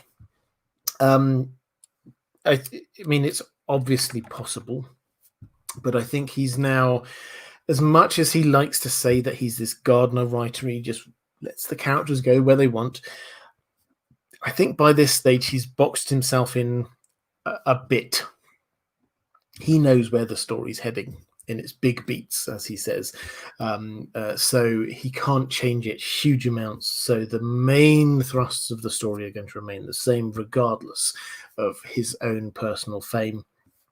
For me, I think that the biggest concern I have is that whether, as he gets older, that might change his writing style. I think that our perspectives on the world do change. Yes, he's had a huge change in his own life, but also as he's getting older, that will also change his perspectives. But I don't think it will change the writing hugely, because I think that he's got his tone set, and I think that he's going to stick to that. Question from Julia Erickson. Bloodraven's obsession with the prince that was promised prophecies seemed different from the other Targaryens. Most of them seem to be obsessed with trying to bring back dragons, which I think can be due to the same sort of prophetic dragon dreams that we've seen Dany have. However, Bloodraven rather seems obsessed with maintaining the half Targaryen, half First Men bloodline. I wonder if Bloodraven's ideas about the bloodline are actually part of any prophecy. Sometimes I feel it's more about his ego than anything else. Are you being too harsh on Bloodraven? No, I don't think you're being too harsh on Bloodraven. He clearly has a massive ego. I think that he is deliberately trying to get the exact right bloodline. I've done a video on this if you're at all interested. I think that he has been manipulating this over many decades in order to get the exact right bloodline, and I think that is because he thinks not. His ego is not, I think, that the prince that was promised has to be like him, as much as he knows what the prince that was promised must be like, and he alone knows what the prince that was promised must be like. So I think that is where his ego comes in, is that he understands things that no one else understands. This is what his character's been like since the beginning, knowing things that others do not know, understanding and manipulating events from behind the scenes. That is what he's all about. And it's his weakness, if it is such, is believing that he knows better than everyone else. That is what it is, rather than him thinking that he is the perfect person to be the prince that was promised. I've got one more question for my patrons. So now is the time, if you've got any more questions in the chat, to drop those questions into the chat. Actually, this is not a question specifically. This is from Geldenil. This is saying, not related to Rhaegar, but about Lord of the Rings. The Lord of the Rings actors are fundraising to purchase J.R.R. Tolkien's house, old house in Oxford, and make it into a literary non-profit for fans to visit. I thought it might interest you if you didn't know it already. Yeah, I've read this story. This is I've heard both sides of this, both from the actors who are involved in trying to help fundraise for this, and also from people who are skeptical about this organization, who are trying to buy the property and exactly what they would be using this for. It certainly doesn't seem to be being created as a Tolkien museum so much as a retreat center of some kind. So if you're interested in that, and I think if you are a fan of Tolkien, or indeed of fantasy fiction, recognizing the impact of Tolkien, then I will probably tomorrow tweet out my own thoughts on this. I just want to have a little bit more research on this, but I think this is a really interesting subject. Thank you for bringing it to my attention, and I will do check out my Twitter if you're interested in my thoughts on that. Okay, so Barrett or Aurelia saying, does Tolkien's son have any say in this? If you're thinking of Christopher, he sadly died earlier this year, actually, I think it was. But no, this is no longer owned by the Tolkiens, so this is open for people to buy this property. Just trying to pick up a few questions as we go through. Meeson Weird just says yes. I don't know if there was a question attached to that at all. If there is, perhaps you could drop it into the chat. I will try and pick it up, but thank you very much. Kai Johnson saying, considering that John Connington loved Rhaegar in a romantic way, would he not notice if young Griff is Rhaegar's son or not? Not necessarily. I think that he if he has the sort of the Targaryen traits, then I think that he would probably pass off as a Targaryen. And I think if he's been told that this is Rhaegar's son, then he would get that.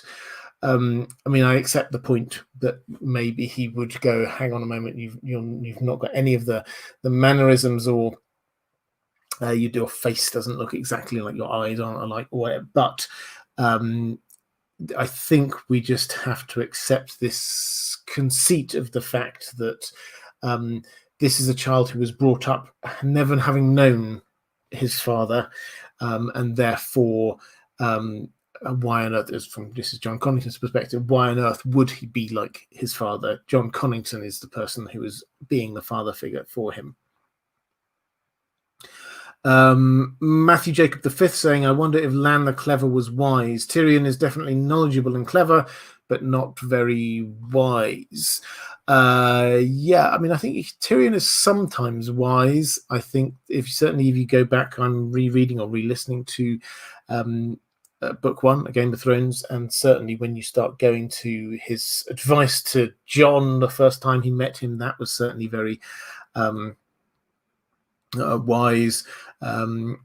But he is knowledgeable and clever too. Andrew K, thank you, saying, in RNL's defense, the recent precedent spurning a Targ-Baratheon match was the Laughing Storm situation, which hardly became a realm-wide conflict. So they certainly underestimated, though. Yes, this is true. So I think that I think very few people would have realized or expected it to be a civil war across the entire country. When they met up and headed off, presumably straight to the Tower of Joy, there was nothing at all had happened. But what they probably hadn't gambled on was the fact that Brandon got wind of this very quickly and rushed down and challenged, and Brandon, being Brandon, immediately shouted abuse up at the walls of the Red Keep, and then obviously his father had to follow straight after him, and then Aerys killed them both in a horrific fashion, and then Aerys basically demanded that Ned and Robert come there because the assumption was that he was going to kill them too. They could not have foreseen that because that was outside of their control, and so that was the thing they would not have known. And then, frankly, Robert Baratheon managing to make it all the way around is also incredibly long odds. The fact that he escaped, there was a Gulltown was loyalist to the Targaryens. He managed to break that. He managed to win 3 battles in a day down in Summerhall, even though he didn't even have all of his own lords on his side. He barely did make it back. He was, when we get the Battle of the Bells, Stony Sept, he almost got captured. He should have been captured. He was on his own. He'd lost his army effectively on the way north. He almost didn't do it. So it was a very close judgment call as to whether or not this would work. They would get away from it. Question. So I think I had one. Let's have a look. So Robert Stevens, thank you for the super chat. I didn't see a question attached to that one either. So do let me know if there was one. Just having a quite quick flick through. Ultraviolence, thank you so much, saying it seems like Lyanna had to die for many reasons as a plot device. Had she survived, what would her status have been? It seems she would have no place. Yeah, well, you can call it a plot device, you can call it a setting up the story. What would her status have been? Well, I think the thing there is that Robert Baratheon would have demanded to marry her because he felt that he was in love with her and she was his. She would not have wanted that. So I think that if she had survived, then I think that they probably would have smuggled her away somewhere. That's with her child. That's the only thing I can think of, because she would have refused to marry Robert Baratheon. Okay, I think, and with that, I am going to start calling this one to an end. If you enjoy these live streams, and you would like to watch some more of them, and you are watching a little bit later, a link will appear somewhere around here. If you are interested in supporting this channel, becoming a patron, getting access to Patreon benefits, there will be a link appearing somewhere around here. Thank you so much. Some fantastic questions this time. I hope you enjoyed it as much as I did. I will be back same time next week. Take care, everyone. I shall see you soon.